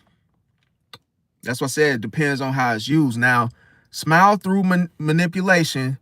This is how you evade it, Pisces. And because why? Libras hate unreadable energy. It creates an unbalance when they cannot read you. Okay. Now, why does it work? It's because their charm, it breaks when they can't read your emotional response. See, that's cold-blooded right there. Now with Scorpio, it's just like I say, it's all about control, the control test. And a lot of times, how does this start? Is because a Scorpio, they respect intensity. But see, Pisces, they have an unconditional love that feels uncontrollable. And how to invade this whole situation, this control with Scorpio, is just keep that mystery. Keep that mystery going. Reveal nothing reactive. Just don't reveal nothing that's reactive. No type of excited story about, so-and-so or who did what. Don't tell them. Also, praise their strength. Say you're good. Hey, man, Scorpio, I like how you do. I like how you do the computer thing, man. Man, you do good with that. But protect your privacy at the same time. And this will work for you. And why does it work? Because a Pisces becomes unpredictable when they do this. Scorpio trades that control for respect. See that? See, that's the thing. Remember, they hold on to the emotion. So that's how you do that. You evade that. Sagittarius is like I say, the truth twister that twists the truth and use it against you as a weapon. Why is it starts? Because they mock you. Remember, they use that whole laughing thing. Remember, I said a smiling thing is very effective. Well, they use the humor as a shield. It's like a mask. They mock sensitivity. Why? to avoid vulnerability. See that? And that Pisces, how you evade this Pisces is you have to respond with calm humor. Yeah, that's cold-blooded right there. They're not going to be ready for that trust. And see, never chase Sagittarius. Let that whole absence, when they ghost you, basically let that absence teach you truth, okay? Let it teach truth. Because that is the truth. When they actually dip on you, they ghost you, that's the truth. See? Let it fill that void with whatever's going on between y'all, what you was trying to figure out. And on top of that, why does this work? Because Sagittarius, they value freedom. It's something that they will always chase because it doesn't exist. And in that facade, see, when you release them, you let them go free, even though they're not free. What ends up happening? They finally respect boundaries when you release them. See? Because listen, they have to, if you don't, listen, if you can't get freedom, what would a person want? If a person can't get freedom, they will want value, right? They will want to, they will want something that means something, that has value. So you will have to come back respecting boundaries. It's cold-blooded. It's cold-blooded, man. See? Because then it's like, what? You just can't do what you want to do. Then the Sagittarius comes to grips with that. Then they just respect it because they can't change it. There's nothing they can do. The truth stands. So you can't twist the truth, in other words. Sagittarius. Now, the thing about it is, that's how they're going to respect boundaries. Now, Capricorn is we mentioned this, the authority trap. Why is this? Because Capricorns mistake emotional strength for basically for being naivety. Okay, so it's like, if you have that emotional strength, you being a Pisces, that's how a Capricorn gonna look at you. They're gonna look at it as being naive. Okay, now how do you evade this? As a Pisces, you have to let your actions speak. Use minimum emotions, maximum consistency. Because why? You have to master professionalism with quiet confidence. See? Because they know you're going to be watching in that confidence. And why it works is because Capricorns respect discipline. When you show it spiritually, then that's when they're going to yield. You know, they're going to yield to the control. Now, Aquarius is considered the detached genes, okay? They know when to detach. And it's very unpredictable when it happens. We all know that. Now, why does it start? Because why? Pisces, your empathy exposes their emotional avoidance. And on top of this, you evade it by being kind and unavailable. What is the difference between being unavailable and detaching emotionally? See, it's crazy how this is done, you guys, because when you are unavailable, you're just unavailable, right? You're unreachable when you're unavailable. So this is what confuses an Aquarius, because they think, oh, they don't want to be available, so they detach emotionally to be unreachable. Well, Pisces is like, hey, I'm gonna still be kind, but at the same time, I'm unavailable. So I beat you there, in other words. See? Now here's the thing. Talk vision. Talk vision, not vulnerability. Because that's what Aquarius thinks. If they are emotional, they think they think that they're vulnerable. You see how that misconception, it ruins their connections with people? Because they believe that. That alienates them from the human experience. to being able to connect with others on Earth. So when they depict us as earthlings, when it comes to the age of Aquarius, who's right and who's wrong in the situation? If you alienate yourself, you would have no friends that are human. Maybe a fish, but it won't be a Pisces. Can't cook a goddamn cheese toast, man. It is. See, and the thing about it is, why does it work? Because when you remove emotions and its access to it, they suddenly chase the connection they once mocked. See, once you remove, Aquarius wants to pick and choose when they feel emotions, when they deal with it or have access to it. So when you Pisces, when you suddenly take it away, it's unavailable. You can't reach it, even if you can't reach it no more. You can't reach for it because it's unavailable.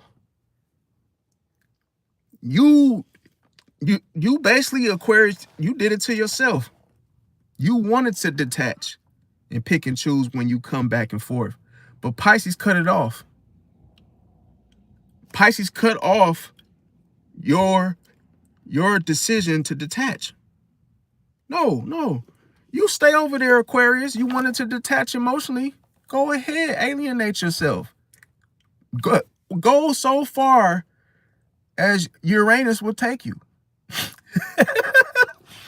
Hey, I'm just saying, like, Uranus, however you want to say. Uranus is what some people call it. Uranus, because a lot of people say go to Uranus because Uranus is not a urinal, but it's, hey, you want to go somewhere and hide that you think nobody will see you or see your behind, then guess what? Then you can stay in the hole then. I guess when people go to jail, everybody can play by the rules, or you can go to the hole, man. But hey, that's sometimes Aquarius wants to go to the hole. They want to stand out. Go then. Stay over there. That's what a Pisces does to you. Removes the emotional access. So when you, as a Pisces, you remove the emotional access for an Aquarius, they suddenly chase the connection that they once mocked. Because why? Aquarius thinks they don't need it. It's like a care package. What Aquarius always thinks, oh, I don't need that. Oh, here, man, here, Aquarius, take a bottle of water. Oh, I don't need that. Here's some emotion. Take some emotion with you. You're gonna need. No, I don't need it. But then they want it when it's not there anymore. See that? When they don't, they want it when it's unavailable. And remember I said, Pisces, be kind and unavailable. See? Because that way, they're going to want to get, see, they want something that they can't access, if that makes sense, with people.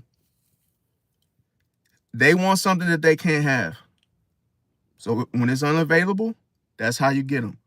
That's how you evade. And see, the next thing is that when you, so I mentioned that. So the next thing is Pisces and Pisces. This is considered the mirror war. Why is it? Because when two Pisces meet, projection mirrors projection. And both feel unseen in this whole situation, in the whole equation. Both Pisces versus Pisces feel projection mirrors projection. And this allows Pisces and Pisces to feel unseen. How do you evade it?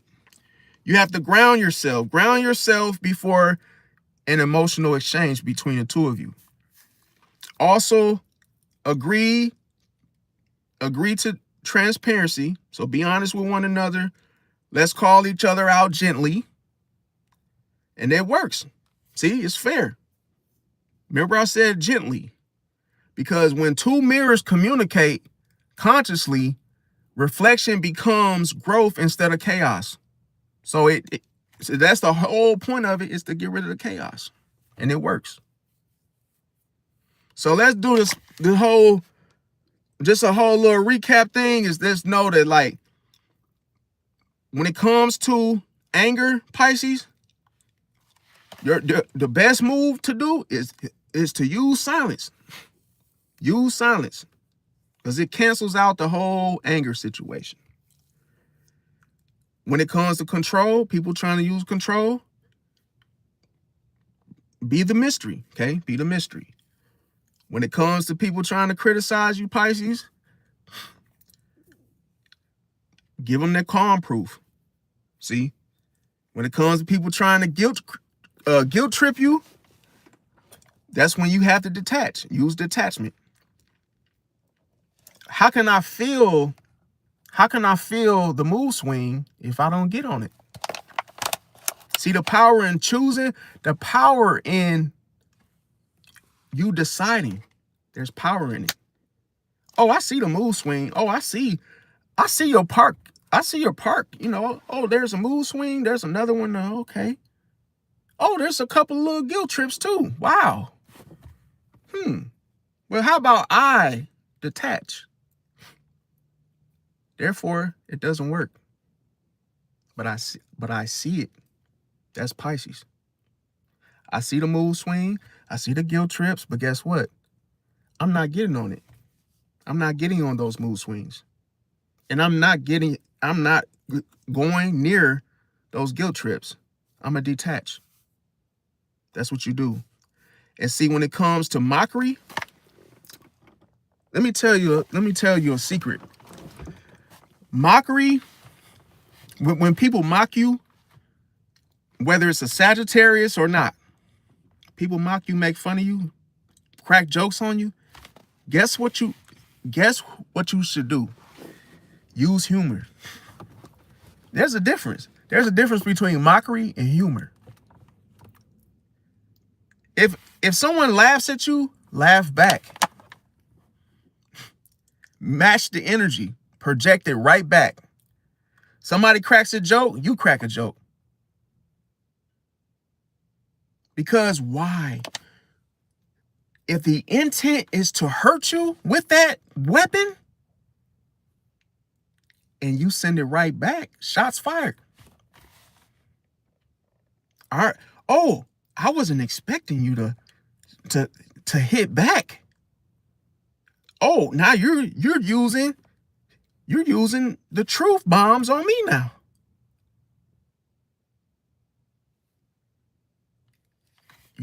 The saying goes, two could play that game, but the real truth is the enemy doesn't want you to play the same game. This is a one man's game. See? I didn't say it was two players. This was one player. Story mode. See? And that's the thing. When you mirror the same energy back, what does that do? It cancels out. You go to the bank and the teller says, "Hi, how may I help you?" "Oh, I want to make a withdrawal." They put that little thing that they send and it goes, and then you take it out and you fill out a little checking account or savings, and then you send it back and it goes back to the teller, right? And you go you go on with your day. Did anything happen? No. Because you sent it right back to its source. So as soon as somebody do something to you, mirror it. Give it right back. You're communicating either way, but you're saving your energy. See?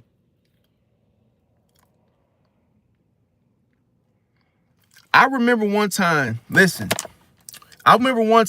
into the grocery store and somebody said, they said, "Oh, guess what?" They said, You right there. I said, what? What do you want? I said, hey, I'm busy. I got something I'm doing right now. They said, hold on, I just want to talk to you real quick. I said, what? They said, you look just like Sinbad. I said, oh, really? And I said, you look like Precious off of what's her name? And I laughed and I walked off.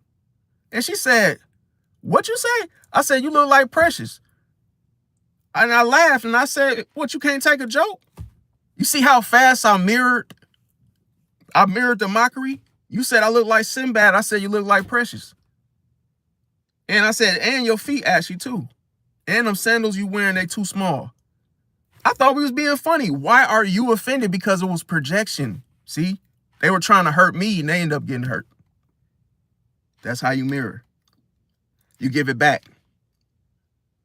Somebody walks past you and bump you. Guess what? You walk up and bump them. Bump them right back. They push you. They don't say, excuse me. You do the same thing. You walk. It don't say it either. See, when you're not copying. What you're doing is mirroring. You're mirroring their reflection. They don't like it. See? Why? They don't like it because what's hidden gets exposed from what's intended. See? The whole point gets exposed from which they did it in the first place. And why? See? People don't pay attention to mirror. None of this stuff that I'm telling you, people don't pay attention to it. See? Because they're asleep. Once you get spiritually awoken, all this will make sense to you. Also, I'm not done. Lastly, when people use manipulation on you, Pisces, guess what you use?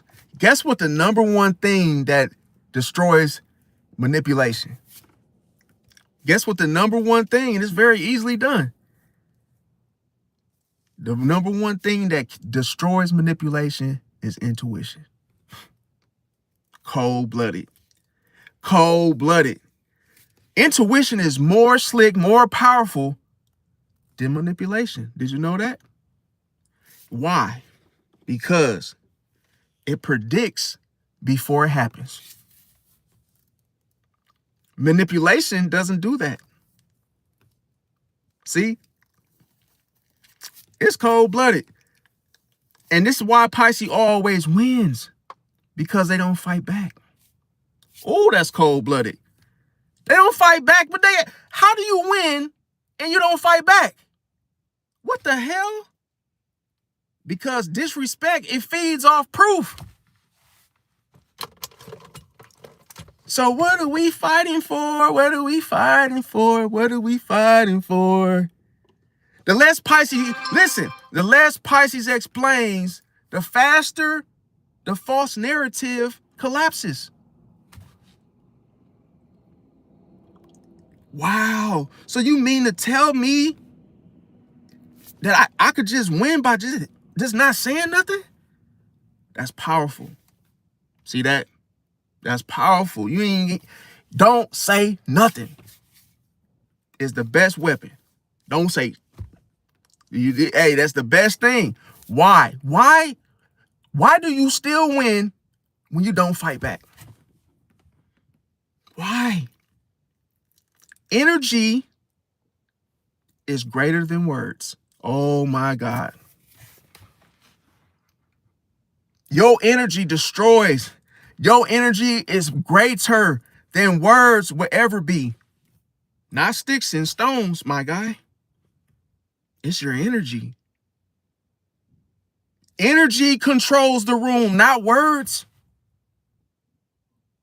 The kids in the class that are under the age of 5 behave because of the energy, not because of what the teacher is saying. What the teachers in school are saying is not why you pass to the next grade. It's never about the words. See? That's what I'm trying to tell you now. The moment a Pisces stops defending themselves, that's when your vibration speaks louder. See? See, the power in not even doing anything does everything. Now, the thing about it is, let's think about this. Why do you win when you don't fight back? It's because karma is on your side. Karma favors awareness. So you don't got to do nothing. Karma takes care of that for you, Pisces. Karma is your friend because you didn't fight back. And on top of that, Pisces doesn't need revenge because they simply outlast illusions. Cold-blooded. We outlast illusions because we get to the truth in others very quickly, like a vacuum. We collect all the dust of ducks and vents until a person outvents themselves and the truth slips through. Hey, this is just what we do. Don't get mad at the absorber because they absorb something you was trying to hide. See, them floorboards, they ain't good enough, my guy. Now, when it comes to every time, I'm gonna tell y'all how to dissolve. Now, this is powerful. How do you dissolve boundaries? Oh, do you just sprinkle a little something into the beetle juice to get the beetle to juice? No. Or get the juice to beetles? No. Or get to know the beetles? No. Every time Pisces refuses to react, that's when the illusion dissolves. Oh my God.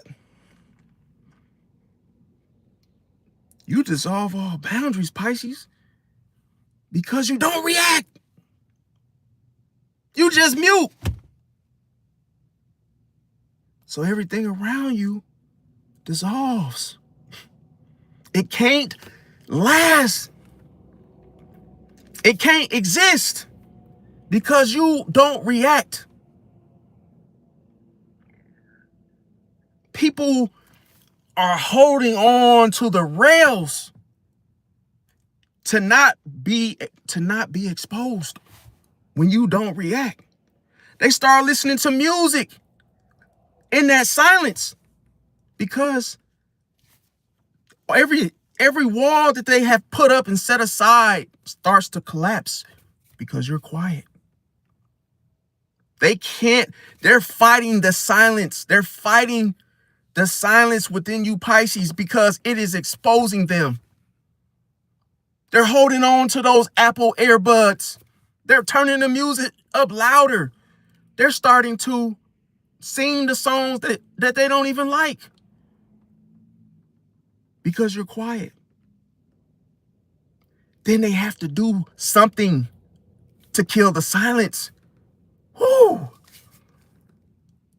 So they're fighting the silence. Cold-blooded. You are setting the illusion that they think they can kill. And little do they know, they're fighting the silence. Silence is so powerful. It will make a person cry. It will make a person question themselves. It will change a person's mind. Silence, it kills. That's why Pisces is a prison. Listen, Pisces represents prisons. Why do you think that? May we all take a moment of silence? When you go to jail, there's silence to punish you. For years. For years. You doing life in prisons feels the same fucking way. When you're around a Pisces, you being in prison for your life is the same feeling you feel when you are around a Pisces that is not reacting.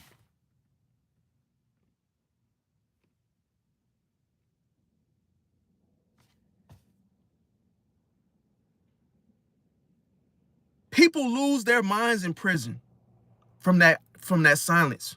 They don't come out the way they went in. Some people don't even come out the same way they went in. You was a thug when you went into that prison, right? You thought you was the ish, but you came out a bitch. You see that? Hit different, don't it? Like, comment, share, subscribe. We're going to continue tomorrow. I'm going to have some more for y'all. Now the boogeyman is out. Hey, man, don't let the bed buzz bite. I love y'all. Catch y'all in the next one. Like, comment, share, subscribe. Thanks for watching.